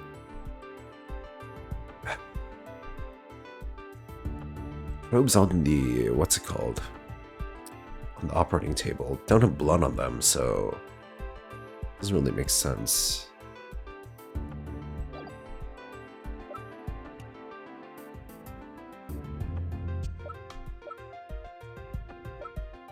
I choose the wrong thing? Maybe it was in the... Maybe I have to pick the Hope Capsule, not the Moon Rock earring.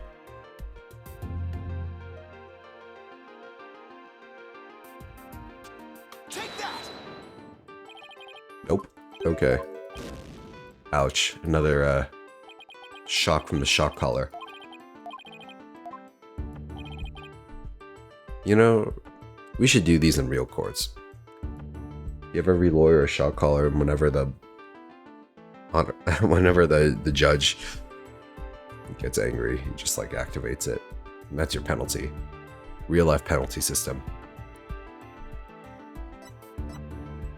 And whoever faints first loses.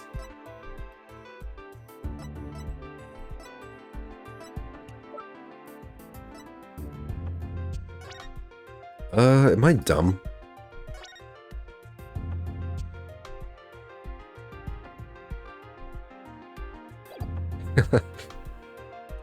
Oh, it is so boring.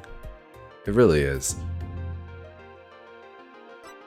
I managed to get out of jury duty a few months ago. Thank God for that.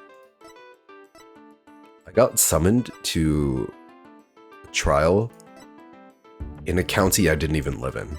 So, yeah, I basically got out of it that way.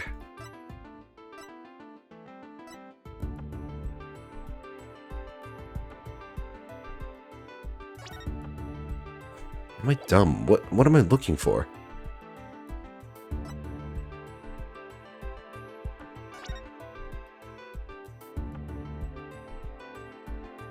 Another blade.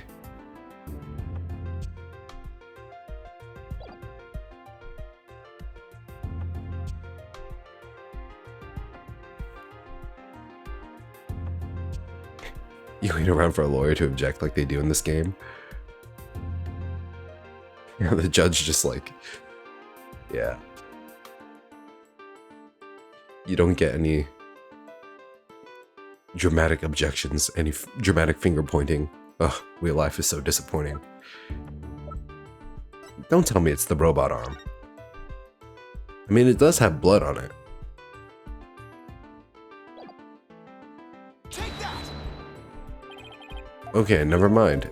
Wow, I am really cutting it close. I'm gonna save here just in case.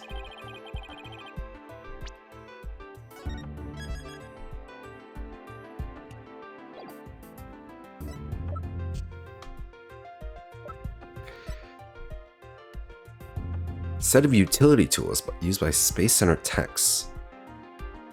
Is it really the knife? Was there a utility set? There was, right? They showed that other picture. There, in the little kit, the bottom right. That would have a knife in it, right? Take that! But that's the murder weapon in the Clay Terran case. Wow. First try. Yes, this is the knife that took Mr. Terran's life. But there must have been a knife just like this at the scene 7 years ago as well. Toolkits containing utility knives like this one are issued to Space Center employees. I forgot that thing was a toolkit. I thought that was like some kind of computer-y thing. And a robotics lab especially would naturally have one of these around. Objection!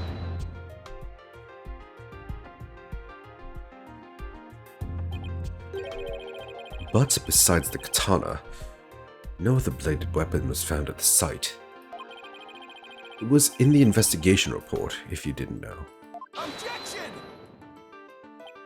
Of course I knew that. Once you told me just now. Then here's something else you already knew. There was a toolkit at the scene, but it didn't contain any blades. Here's a photo of its contents.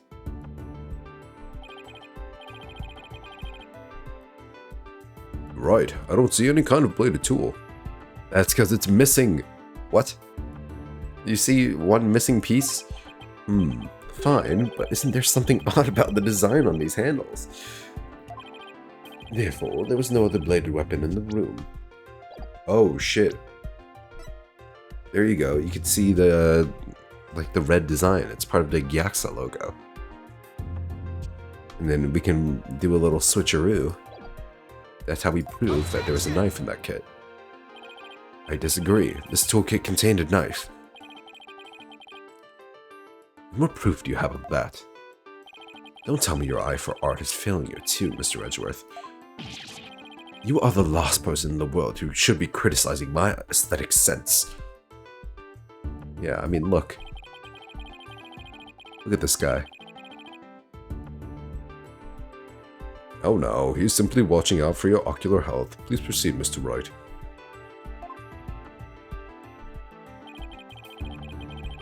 Like, oh, calm down, you two. Get a room. Notice that the handles of each of these tools have a sort of design on them. Oh, I see that they do. But what significance does that have? I feel like having a missing slot is evidence enough that there should have been, like, some last tool in there, but okay. It's clear that one of the tools is missing from this kit. If we rearrange the tools into a specific pattern, we might be able to tell which part of the overall design is missing. Is that the theory your pitiful sense of aesthetics help you come up with? Edgeworth, just let it go, man. Alright, fine. Do I have anything that has Gyax on it? Oh, here we go. Take that! He's deeply offended. True. What design is this supposed to represent? The Gyaxa logo, Your Honor. That's a fun name to say. Gyaxa.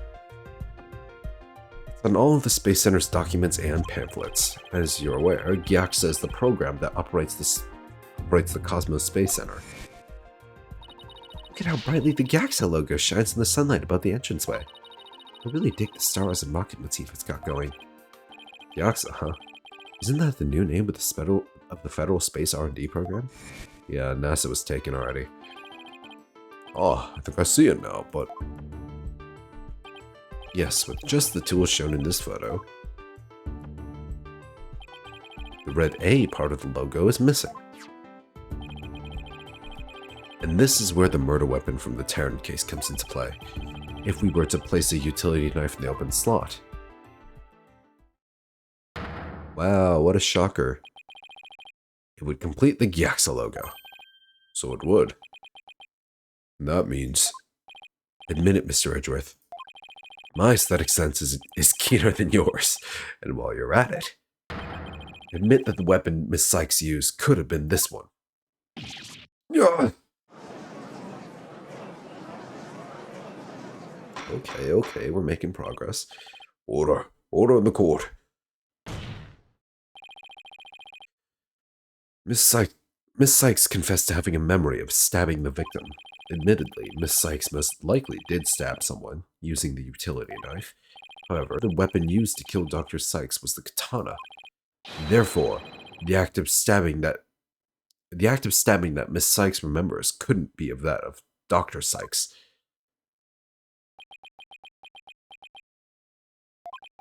Very well. Let's suppose for a minute that Miss Sykes did use the utility knife. Tell me, on who? How does that change anything? Come again? What if the katana was only being used as a decoy to conceal the true murder weapon? What if the real weapon that took the victim's life was the utility knife? Don't be ridiculous. Or are you changing the premise of your entire argument?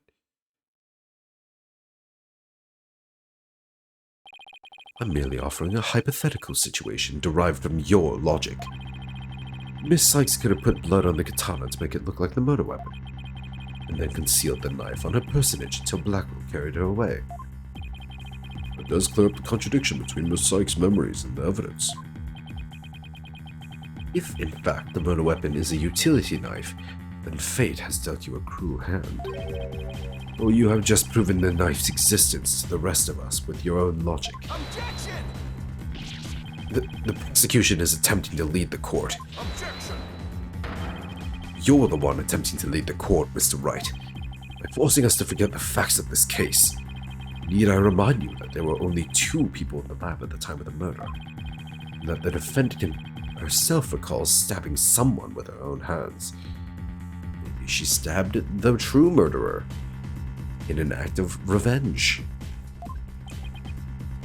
No. It matters not whether the murder weapon was a katana or a utility knife, as long as we know that the victim and the defendant were the only ones there. You cannot escape the fact that it was Athena Sykes who killed her own mother. I don't believe it. Why does this keep happening?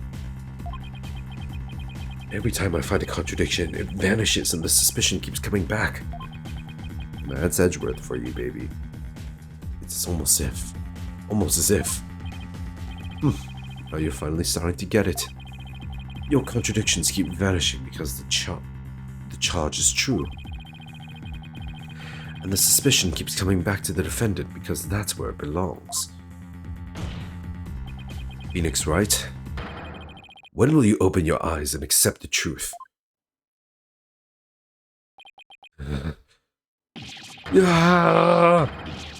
Oh. Damn, I got my own breakdown scene. That's crazy.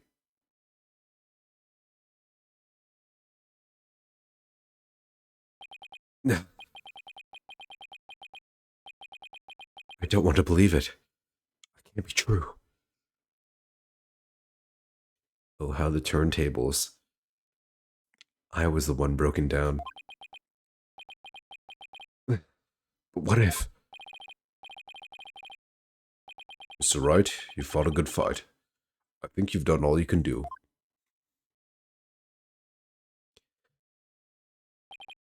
Is giving up really the only option?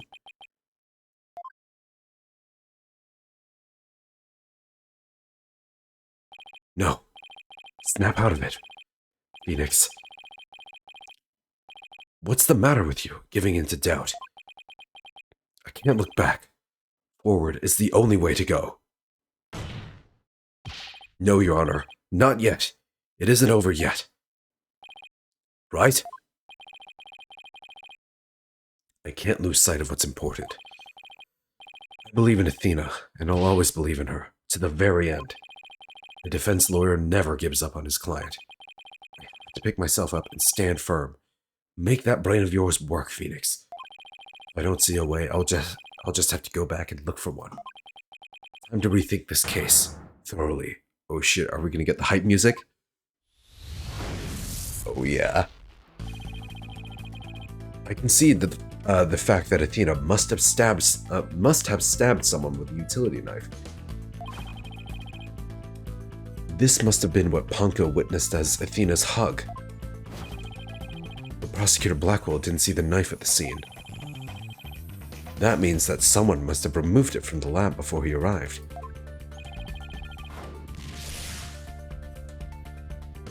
Who could have taken the utility knife from the lab?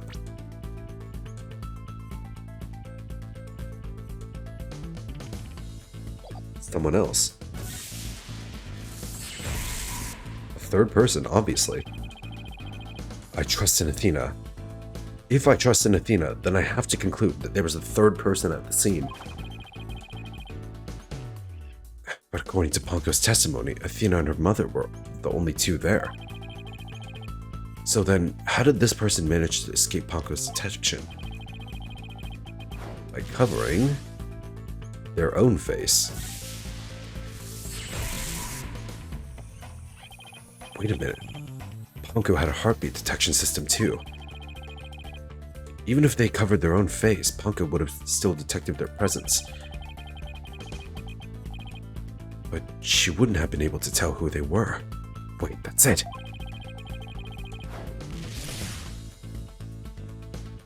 Culprit could have covered their face and posed as which person to avoid detection?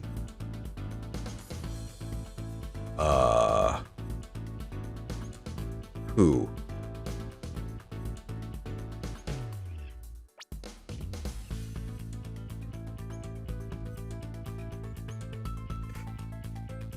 Athena and her mother were the only two there. Ah, Metis. Right? If Punko, according to her heartbeat thing, says there's only two, then the disguise has to be on Metis. Person posed as the victim. If the culprit posed as the victim, that would explain why Punko thought only she and Athena were there. Yeah, I'm having a brain blast moment, holy shit. Going into overdrive. All they had to do was take advantage of Punko's basic recognition features. They used the jacket. The jacket was on the ground. Right there.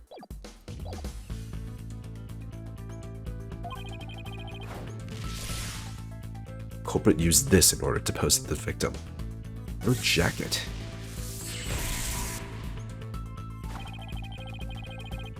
The culprit could have posed as the victim by wearing her jacket with the ID tag on it. It still leaves the heartbeat detection system. How did the culprit get around that?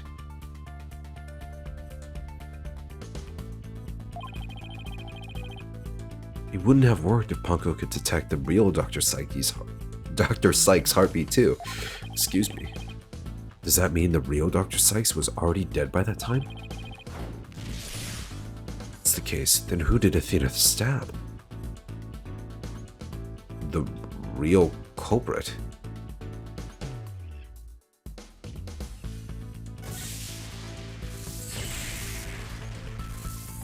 Athena stabbed the real culprit. That's it.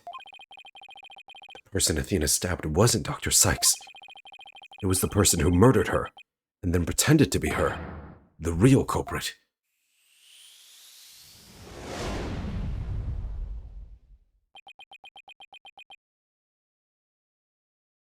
Everyone in the courtroom was like, dude, you were like out for 5 minutes? Are you alright, dude?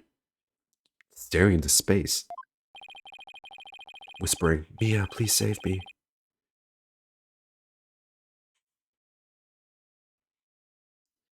Now that Mr. Wright has finally finished thinking, let us bring this to a swift end. Please give us your verdict, Your Honor, so that we can move on to hostage negotiations. Okay, well, if what I figured out was true, then who is the person in the table? That's the real Metis, right? So, is it?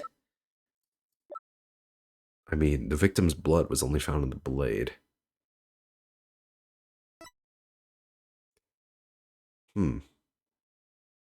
Oh god, how deep does this go? How long was the real doctor dead for?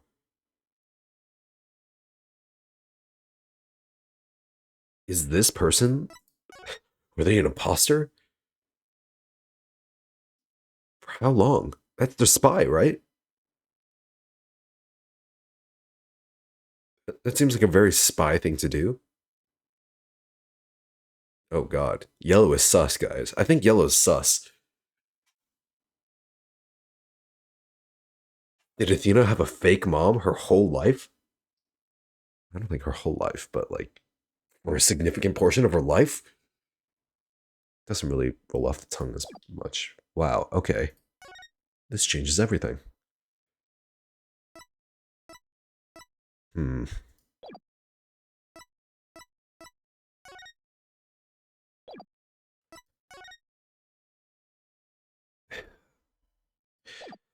So, assuming that Athena stabbed the real culprit, things do line up, right? If you like assume the fact that the culprit was an imposter for longer than just like a day, because Metis's real body hasn't been found, right? A third person hasn't been accounted for, so one person must have been eliminated from the picture. If the person who was stabbed, if that person was definitely the imposter, then Metis must have died way earlier. Because there's no second body. And then, as for like the weapons, you could say the blood matches the victim. It just matches the victim. It doesn't like match Metis's blood like exactly, like specifically. Oh no. Oh no.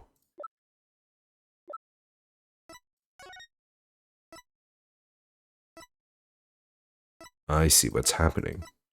I see. I see. Very interesting. This case this case is pretty good. I gotta say,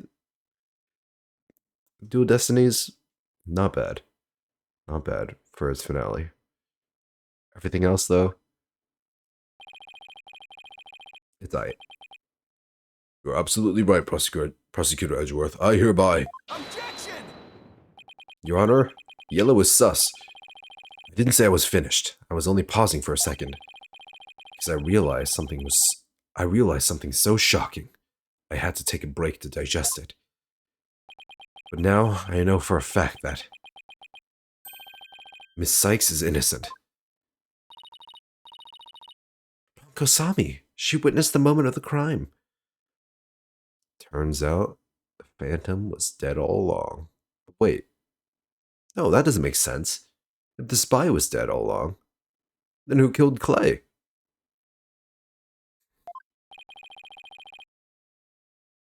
Oh god. My whole theory just fell apart. Maybe she's not dead? Maybe Metis's body got swapped?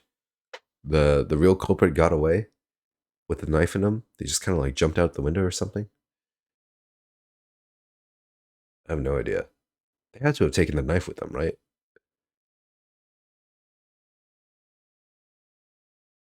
Oh no. Now that I just remembered that someone else was murdered, who was probably also murdered by the spy. Yeah, you know what? Put a little asterisk on my imposter theory. Uncle did witness something. She saw the hug. In other words, the moment you used the utility knife.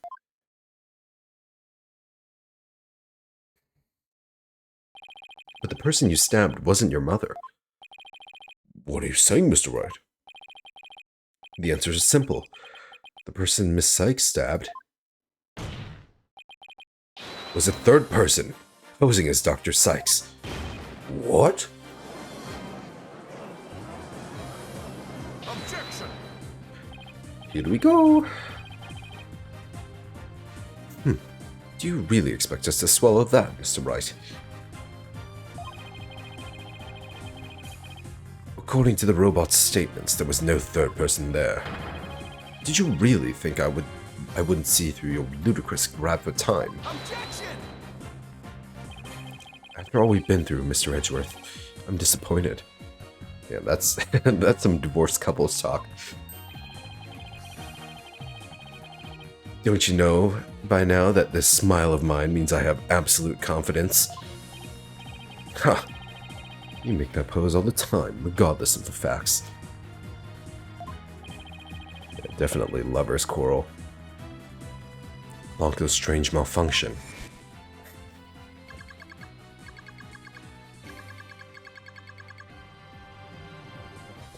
I know, the sexual tension in the room, it's palpable.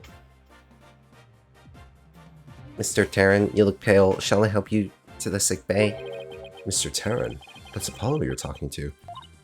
Oh, this hunk of junk here is mistaking Apollo for Clay. Maybe Apollo is possessed by Clay's ghost.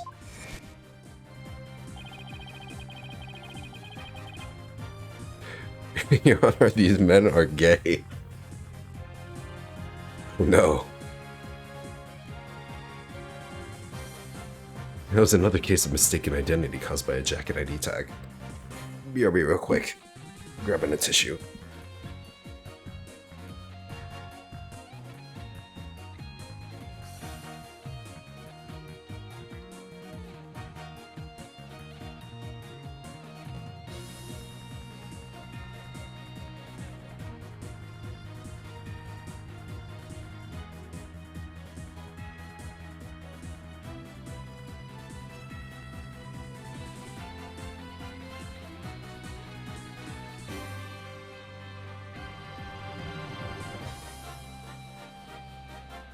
Hmm.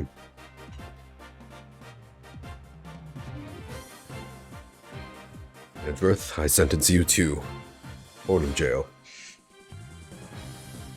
That was another case of mistaken identity caused by a jacket ID tag. All because Klonko couldn't read Apollo's facial features due to that eye patch.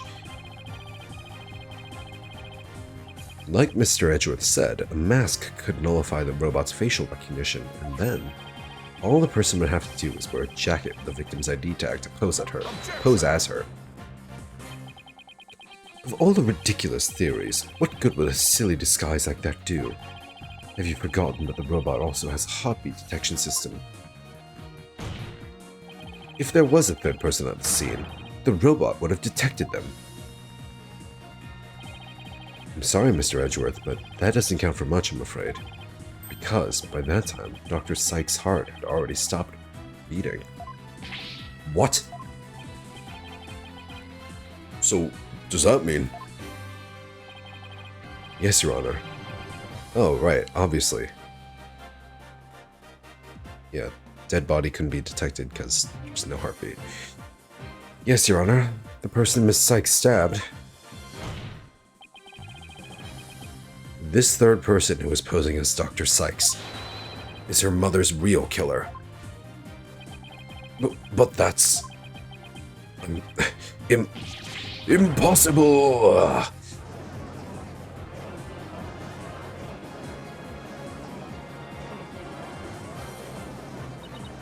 Mask?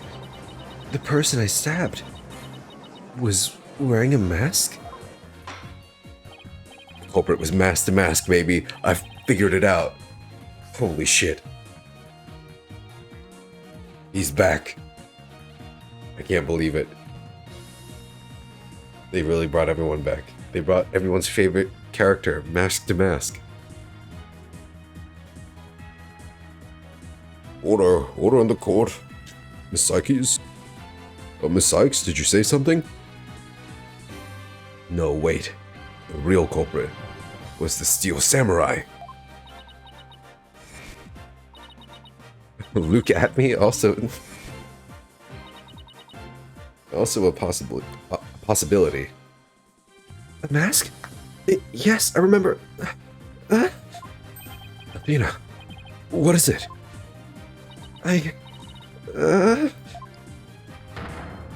Oh dear. Did we break one? I remember a man with a mask. How could he... What did he do to my mother? Oh. Pretty creepy. A man, you say? Okay, that crosses off aura. My head.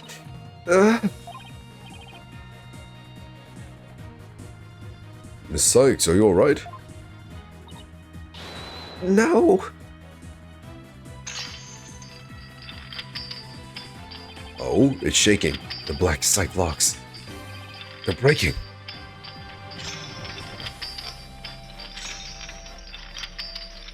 Oh shit. Here we go. I hope you're okay, Athena, after all this.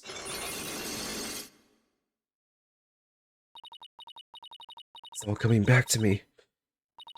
Everything that happened that day. The day my mother was murdered. Oh god. I don't want to add mind breaks to the tags here of this game. Oh, she looks okay.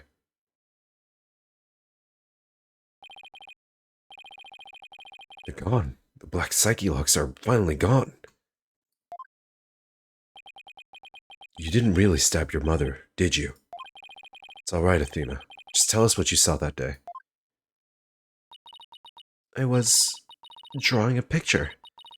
When I was done, I went to show it to my mom. I opened the door, and then...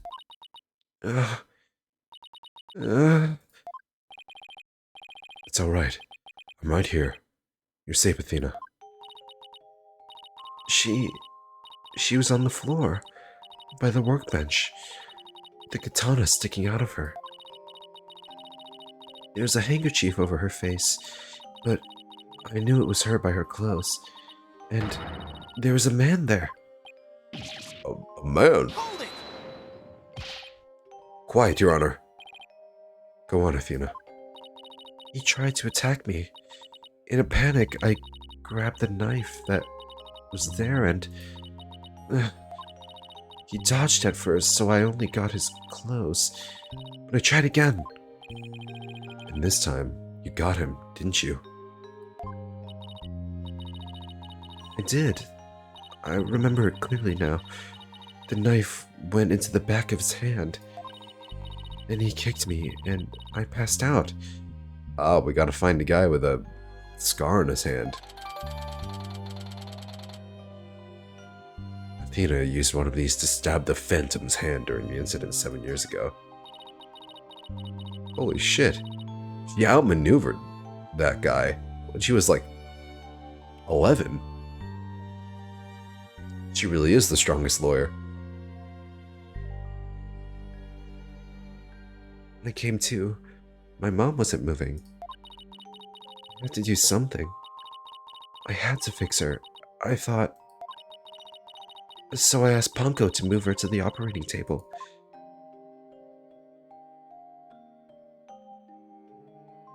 Something's wrong with Mom, so I'm taking her apart to fix her. So that's why she said that. Your Honor, as you can see, the defendant has just given us critical new testimony. A man was there before Miss Sykes arrived. A man who covered the victim's face and put on the victim's jacket. This man is the real culprit. Miss Sykes, do you have any idea who this man was? No, I'm afraid I don't. A few moments ago, Miss Sykes mentioned a mask. Athena, can you tell us anything else about that? Well, that mask was on the wall in that picture. I remember. Yeah, it was a no mask. Yes, that mask. It was my mom's Japanese theater mask. Oh, there it is. I think it was the one hanging on the wall of the lab. Ah, this mask hanging here on the wall. Thoroughly creepy. It was kind of spooky, that mask. My mom used to tell me that a no mask even has the power to turn an ordinary human being into a phantom. Phantom? It would seem that a new suspect has emerged. And that means that all suspicion against Miss Sykes has... Oh boy.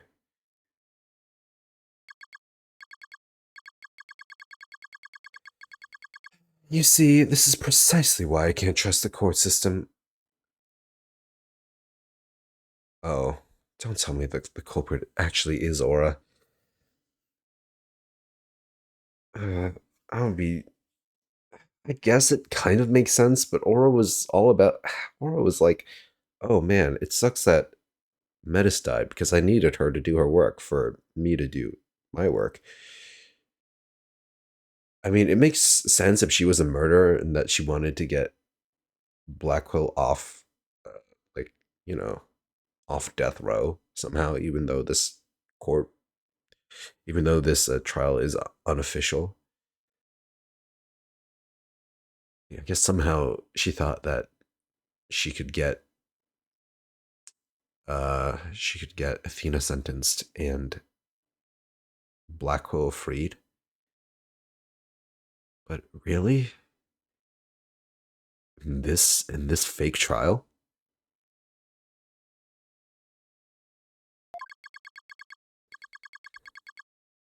Athena Sykes is the murderer. I won't accept any other verdict. Miss Blackwell, this is not good. Although, it is a little suspicious that Miss Blackwell wears a full body suit covering her hands as well. A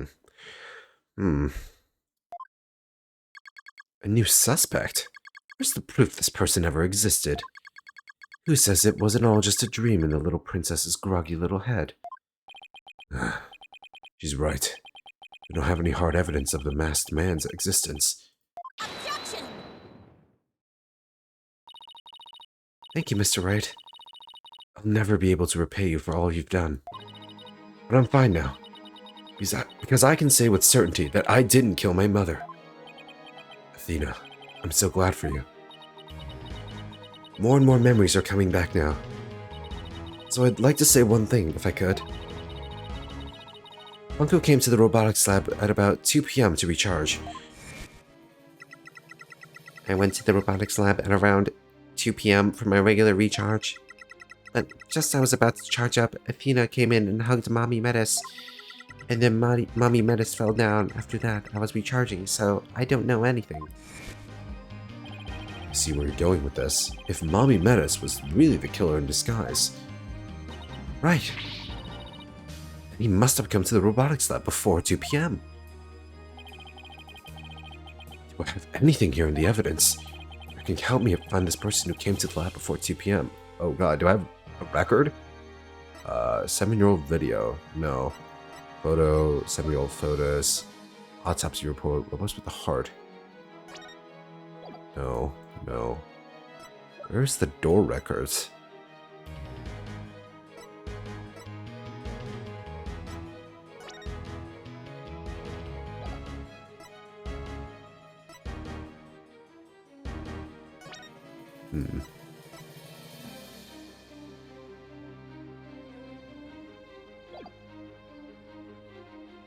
I'm in thin ice here. I'm on really thin ice.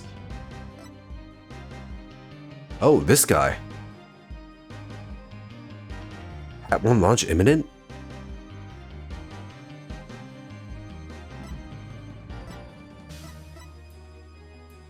Holy shit. He's right here. And he's tampering with the... Take that! Wait. Did I not pick the right one?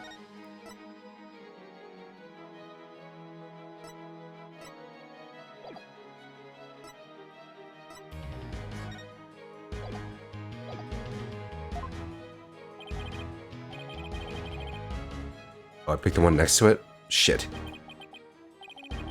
Oops.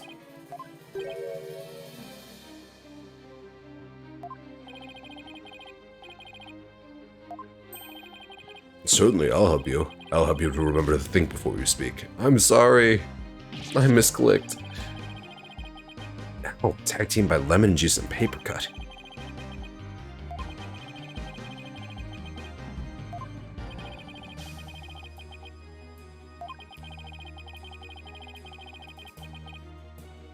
Okay.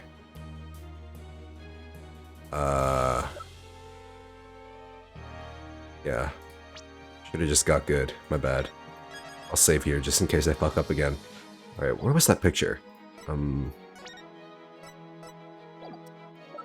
It's... this one, right? Hat 1 exhibit. Present. Take that! There we go. Wait. What?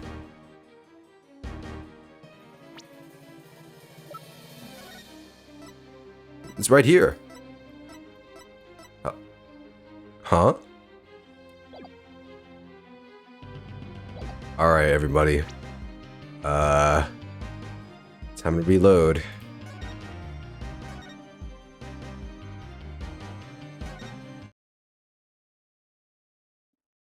He literally said, is an image of the culprit anywhere? Could an image of the culprit be captured?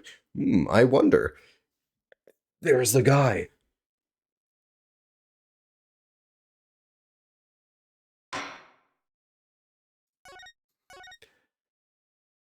I decided to reload. I didn't really want to go through the whole ordeal of watching the guilty scene.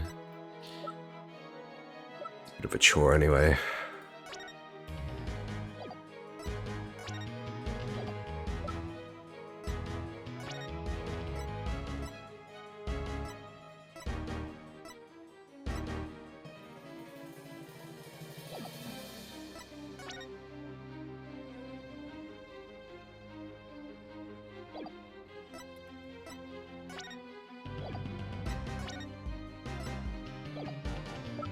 Who is it then? Image of the culprit.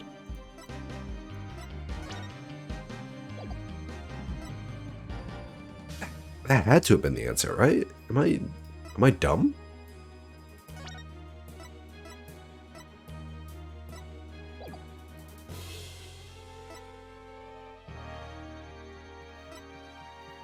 Alright, let's just go through everything. No, no, no.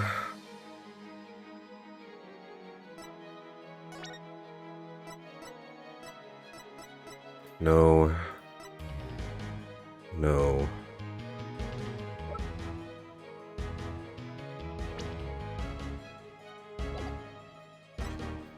If it's not this, I do not fucking know what it is.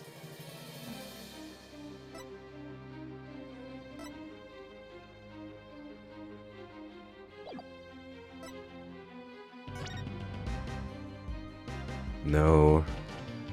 Image of the culprit.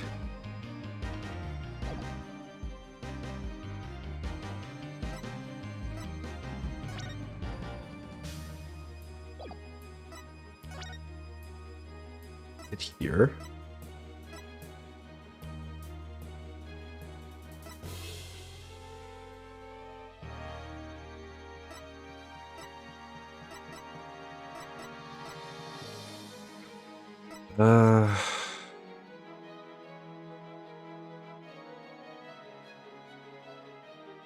No, my momentum. I have to think more.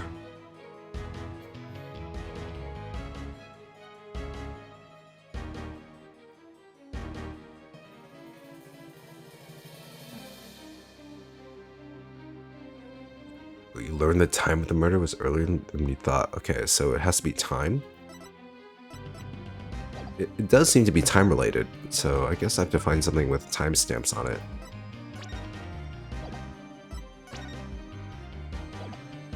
This one is not it.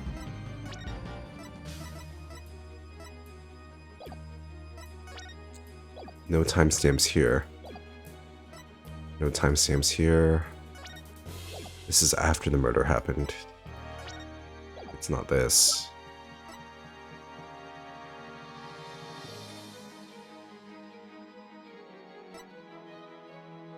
It wouldn't have timestamps on it? Interesting.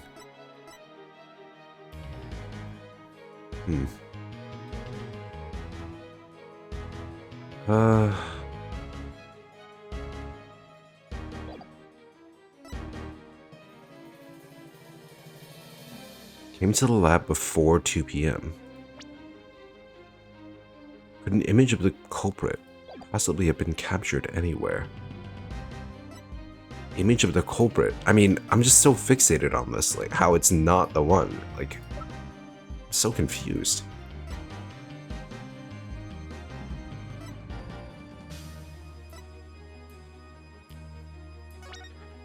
I mean, what could be in here that full-size replica of one important items related to the space explorations? I mean, before 2 p.m., the Space Museum is open to the public every day of the year, from 9 a.m. to 7 p.m. Be anyone. It's not this for sure, right? Video showing the corridor to the crime scene. Blacko was the only one to pass through that at the time of the crime.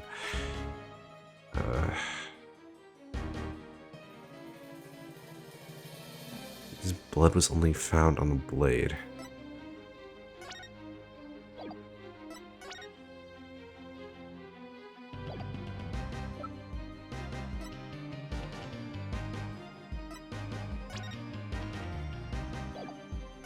What am I trying to look for?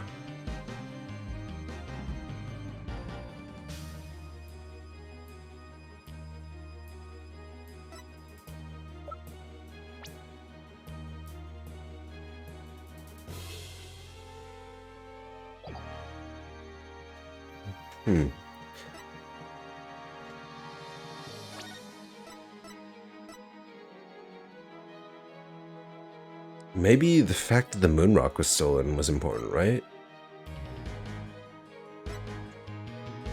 It came to the lab before 2 p.m. to steal the moon rock.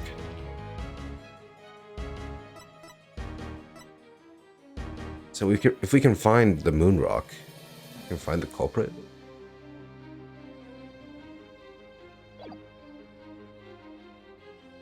I don't know.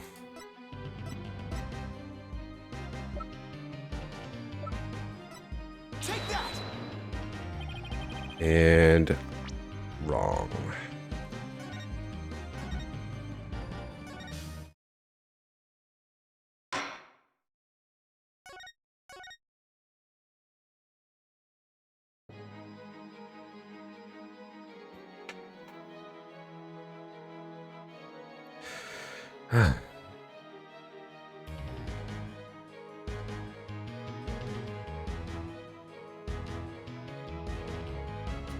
Hmm.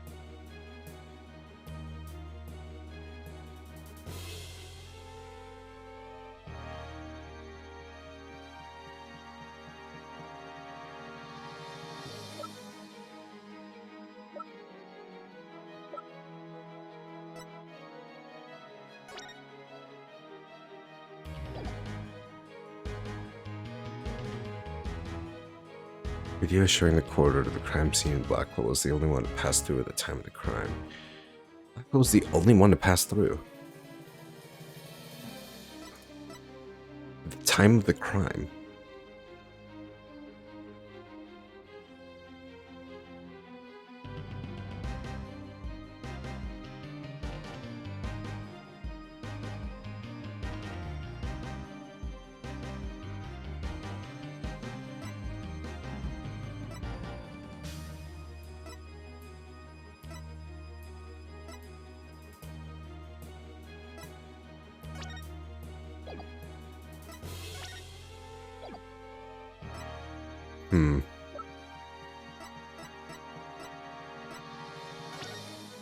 Alright, I'll swallow my pride. I'm stuck. Can I phone a friend? Niv. I need Niv tips.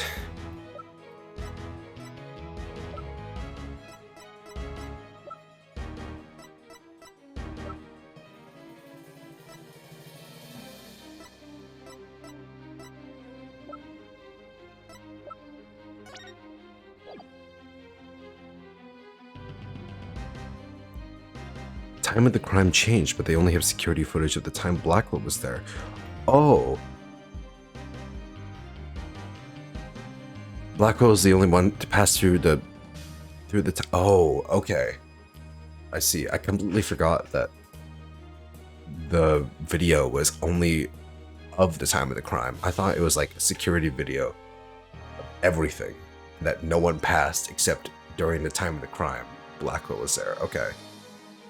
I guess that's just a detail that couldn't fit onto the description, but if they put that in, I think I would have figured that out. But thank you.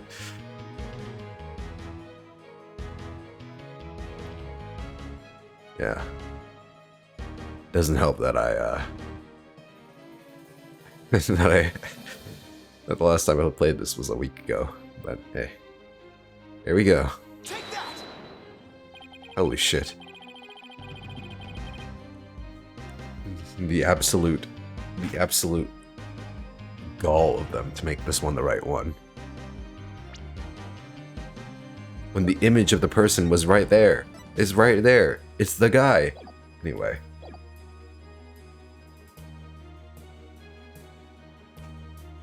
Yeah.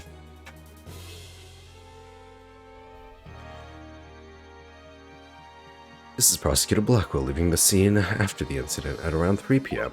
What I'm wondering is, does the video show anyone else passing by there before then? I don't see anything in the investigation report. It looks like they didn't check. Just as I thought. So if we rewind the footage and go back to around 2 p.m., we should be able to see the true culprit leaving the scene. Very well then, let's take a look. There, please stop it right there. Oh.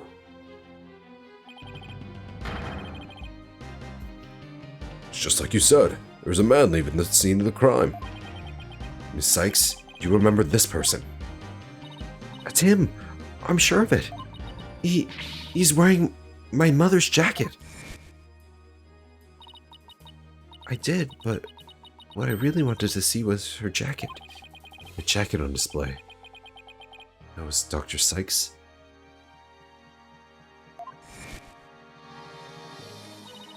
Can you see it?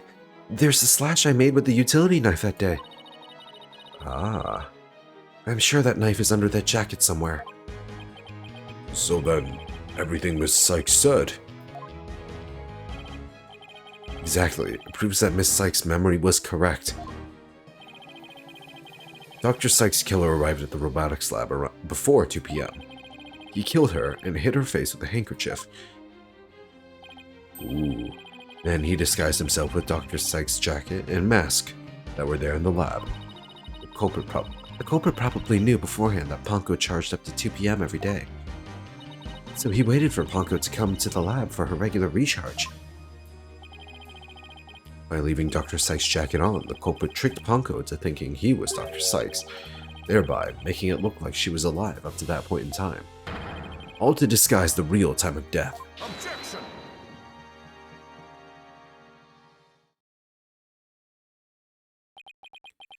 It's a nice theory, Mr. Wright, but I'm afraid that it's just not possible. Why? What? Why not? The victim's jacket is clearly visible right there in this video. And his hand.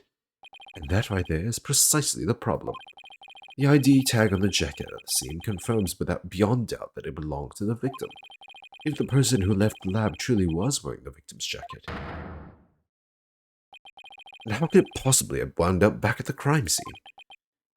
What's going on? That doesn't make sense. They just left it there. What do you mean? They just switched it back. The victim... Oh, the killer brought it back. The killer used the jacket as a disguise to make his escape. But in order to conceal that fact, he had to get the jacket back to the crime scene. Somehow. So the culprit simply returned to the robotics lab later and planted it there. Contradiction resolved. Objection! Except that it would have been impossible. The only people who came to the robotics lab after the killer were Prosecutor Blackwell, the people who reported the body. And they claimed that the jacket was there when they arrived. Okay, so who was the first person who reported the body? So, when do you propose this mysterious man of yours had the chance to return the jacket? Puzzling question indeed. When did the culprit have the chance to bring the jacket back? When the body was found. The only time the culprit could have returned the jacket was when the body was found. I'm sure we can find who first reported the body, right? The classic self-report.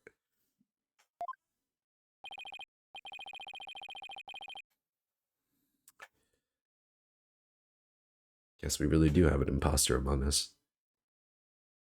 Mr. Wright, do you realize the implication of that argument? I do. Most people, when they come across a murder, focus their attention on the body. The culprit could have taken advantage of that split second to plant the jacket. In other words, the true culprit of this case, the man known as the Phantom, was one of the first people to discover the body. I would have never thought of that.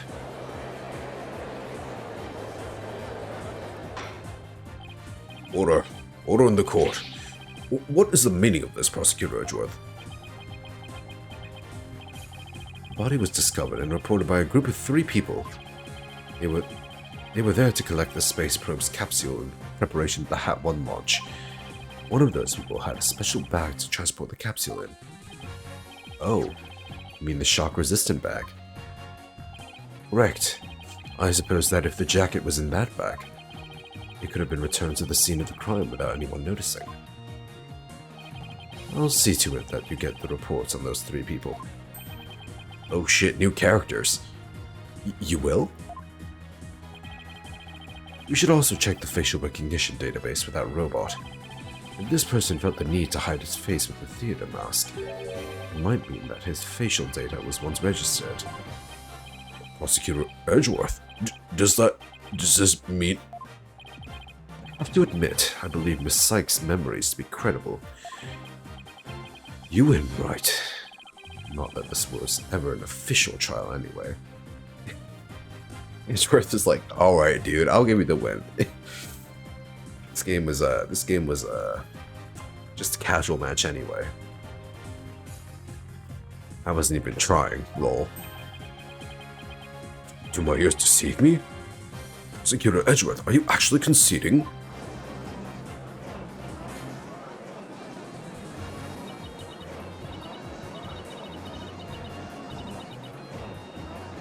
Yeah, not ranked, doesn't matter. I wasn't even trying. Isn't true, boss? Does this mean I'm... Believe it. It's over. I won. I proved that both Athena and Prosecutor Blackwell are innocent. Your Honor, I see no need to further prolong this trial. Hold on, Mr. Wright. Have you forgotten who's in charge of this trial? That's right. I'm the one who's supposed to see. I see no need to further prolong. Not you either, Your Honor. Now, silence.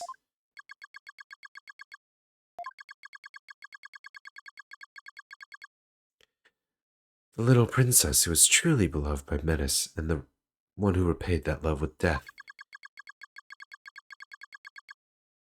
All these years, hating Athena was the only thing that's kept me going.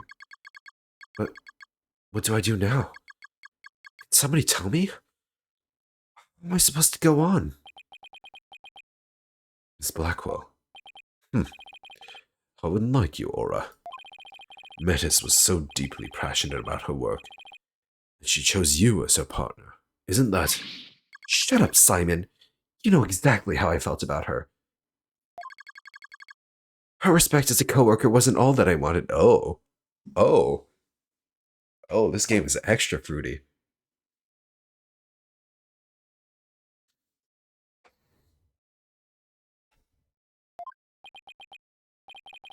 Then what did you want from her?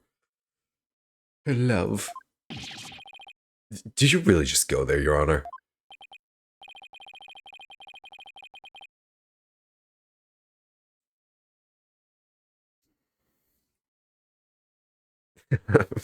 We got lots of fresh fruit here. Your Honor, everyone in this courtroom is gay.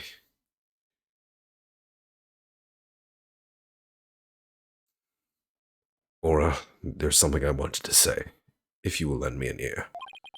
I have in my possession a lead on who Metis' murderer is. Oh, you do? Right, Dono. You asked me about the identity of the Phantom of 7 years past. That's right.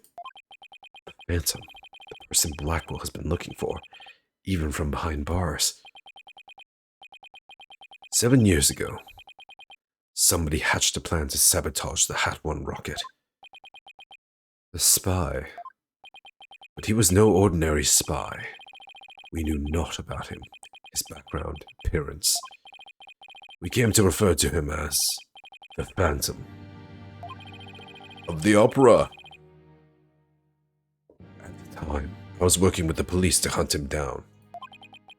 And then one day, a miracle occurred, and I obtained a lead on him. Oh, how exciting. What was the lead? Ooh. This is new music, very suspenseful.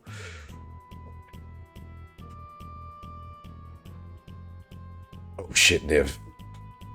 How did you find out? They're onto me.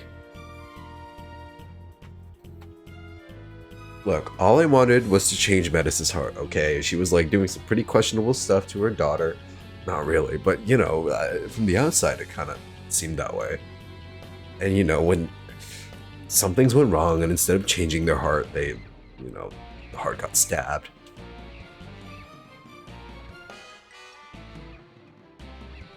If you really think about it, stabbing the heart is changing it, right? Because it changes from beating to not beating. Easy.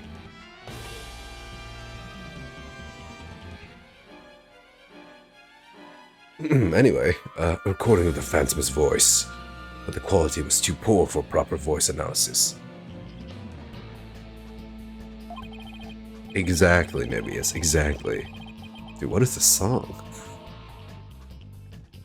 Ooh. This is some like JRPG final boss theme or something, you know? Like, this is the vibe of a remake of a classic JRPG, you know?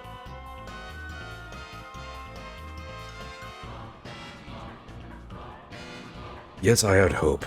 Aura's co-worker was a scientist who could analyze human emotions. So I asked her to evaluate the recording using analytical psychology.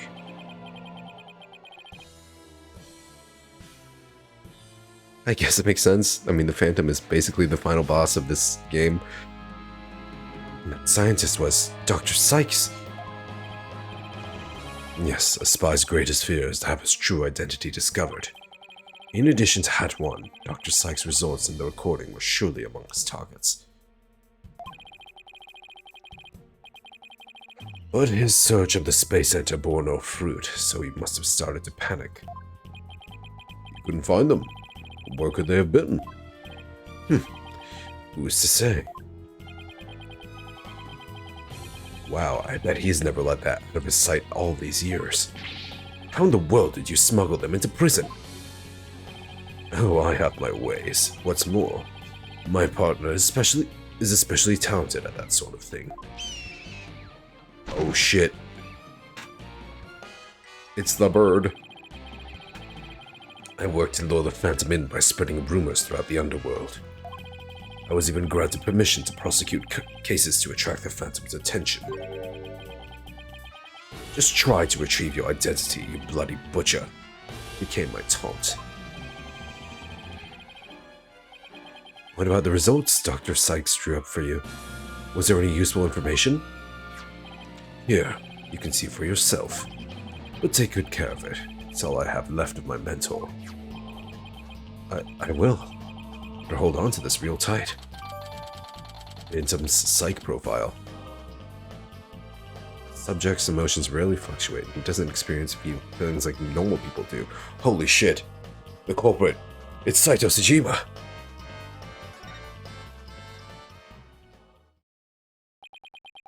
Psychological profile. Classified. Emotional output of this voice extremely weak compared to typical voices. Subject deemed to have unique psychological makeup with almost no emotional fluctuation. No emotional fluctuation, huh? A spy who experiences no emotions, not sadness, nor anger, and naturally, no fear. He's the very definition of a phantom, a monster with no heart. Don't you see? This creature is the rot that destroyed our lives and set what ails us all into motion. The Phantom indeed.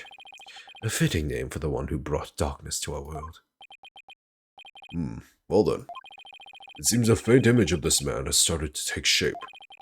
Based on what we have learned, I'd like all of you to conduct further investigation. This is not a formal trial, but I do want to follow protocol. If I may, I'd like to hand out my verdicts and bring these proceedings to an end. Whatever. Do what you want. You'll hear no objections from me. Yes, please, Your Honor. It's over.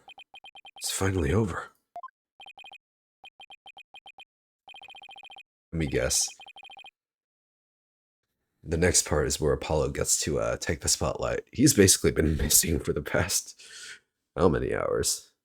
I missed Apollo. I want to see more punished Apollo. Very well. In that case, Prosecutor Blackwell, could you please take the stand? He was already there. As a result of this trial, your innocence has been proven. The verdict handed down 7 years ago is hereby overturned. Does this mean he lives now? I mean, this trial is still unofficial, right? And now, the defendant of the current trial, Miss Athena Sykes. Yes, Your Honor. Mr. Wright, thank you. Thank you for everything. Athena, you're more than welcome. If everyone is ready, I will now give my verdict. What? You. Oh, speak of the devil.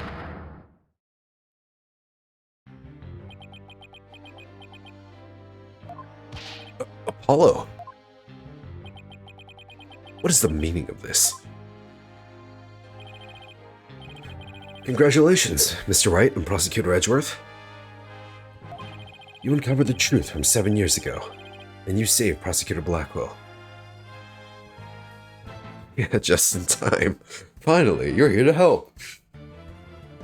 The way he's talking, it seems like he's figured everything out already. He's like, oh, it took you long enough. However, I can't allow this trial to end just yet.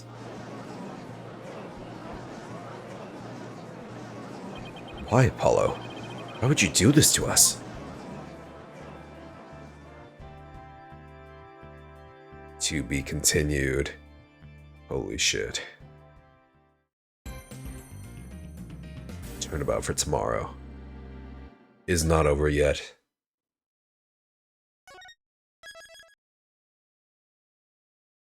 There's more fun to be had.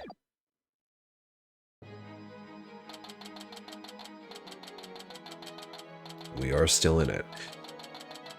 We'll continue this in the next Ace Attorney stream, which will maybe be the last one. Wait, no, there's a DLC case after this. I just need to figure out how to get the DLC on Citra. Anyway, yeah. Yeah, this track is a banger. For real. For real, for real.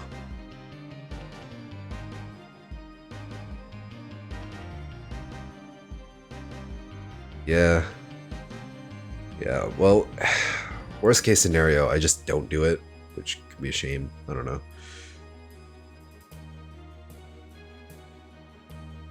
I mean, it's not like it's super important, right?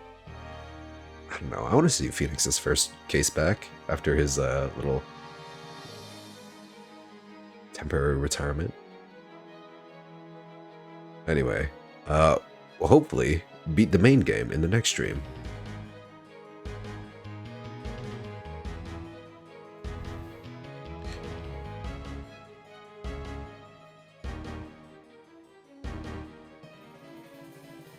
Jump straight into the DLC without having to do the other cases? Oh, that's a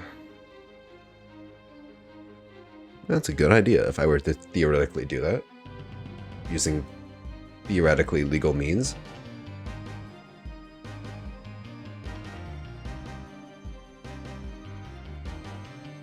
You know, I just had, like, this thought, but, like, I never realized this, that now that I, like, use Citra 3DS emulator to, you know, stream 3DS games, because, I mean, who has a capture card nowadays, right? I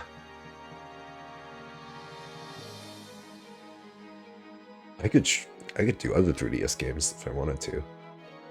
Do fucking whatever. I don't know. I just didn't realize how I had that whole library open to me. I could even do a Pokemon Nuzlocke if I wanted to. I don't think I ever will, but I don't know. It might be cool. So many other games to play though. Yeah. Anyway, I'm rambling. I'll leave it at that.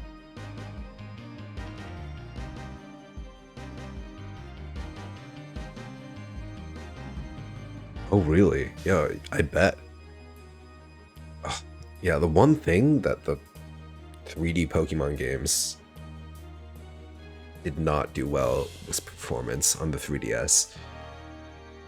I have the base model 3DS, like the not new version with the better processor, and wow, Sun and Moon, those things lag. I think the polygon count on their Pokemon models are probably a bit too high. Because in battles, like realistically, it's just like 4 models, right? It's the 2 trainers and the 2 Pokemon. They're just like standing there. Why is it lagging so much? The models are too detailed. That's probably because they wanted to make they wanted to future-proof the models as much as possible. But now that it's biting them in the ass because the models look so dead and like lifeless, especially with all the flying Pokemon, they don't look like they're flying. Oh my god. I'm gonna do my fucking Pokemon rant, dude. Oh my god, they sabotaged so many Pokemon with the 3D models from the 3DS era in their attempt to like have a library of reusable models. I mean, Typhlosion's the obvious one, right? And then a bunch of flying Pokemon that just look awkward because of sky battles. Like Salamence is like awkwardly floating. Salamence looks way cooler when he's just like on the ground standing. Let's see what else. Staraptor. Dude, Staraptor's Gen 4 sprites when he's just like standing there intimidating. Like, and then they just butchered my boy. Staraptor looks like 50% less cool. What else? Oh yeah, awkward flying Tropius. Thankfully they fixed a lot of like those. They added new like standing animations in Gen 9, which is, you know, a welcome surprise. They actually updated Charizard's model too, apparently, which is cool. Which is great. He looks way cooler, and he stands.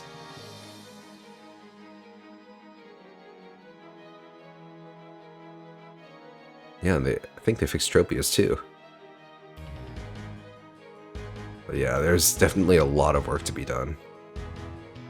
But you know, I as little faith I have in Game Freak, this is a problem I believe can be solved since they are making efforts. So you know, good on them. They just need to also fix performance on many fronts.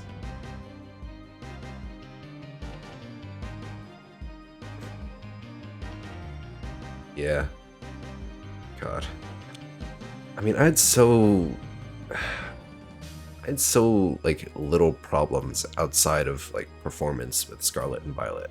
Which is, my biggest gripe honestly was just better level scaling. Like, what's the point of having open world design if you can't even do the gyms in whatever order you want? Right? Like, every gym is a set level. Like, it's just weird. Like, they marketed this as the first open world Scarlet and Violet, open world Pokemon game, but like, realistically, are you really playing it open world? I mean, you're like, you go to a new town and it's like, oh, let me challenge a gym here. Oh, turns out they're 30 levels above you. Sucks to be you.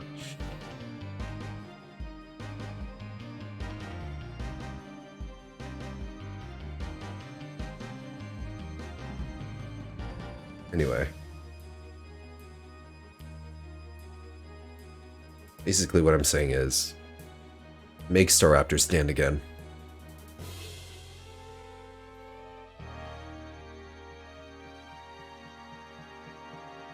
Yeah, I mean, I've been like going through the earlier gens, just doing like playthroughs and stuff, quick little playthroughs, and seeing those like old 2D sprites, like as jank as the Gen 1 sprites are, they really are full of like, expression. You just like lose that in the new 3D models. It's not the problem with the models themselves, it's the way they're animated. It also sucks that like a lot of the new color palettes is like it's really desaturated.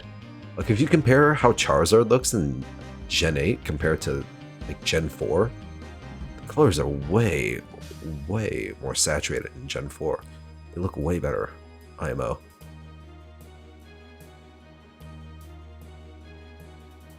I mean, that's just one example. Gengar's another example. If you like look at how Gengar looks, Gengar's basically like a light purple now, but in Gen 2, holy shit, Gengar's sprite looks badass.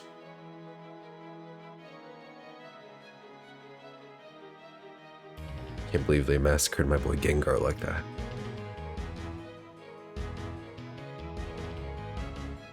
Alright, you know what? That's enough ranting for Pokemon. It's like 2 AM, I gotta sleep. I hope you enjoyed the stream. I certainly did. This case is hype. I'm hyped. Next stream is gonna be... maybe Sunday? Yes. Sunday. Hopefully. Maybe. I might be busy on Sunday, so if you don't see me, then that's why. But if I do stream on Sunday, it's going to be Persona. But I'm not making any promises, so... there you go.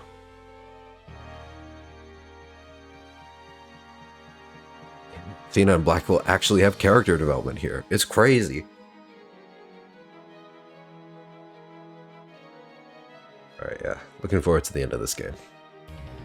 And I hope you look forward to it too. Yeah. Thanks, Div and Zaya, for hanging out.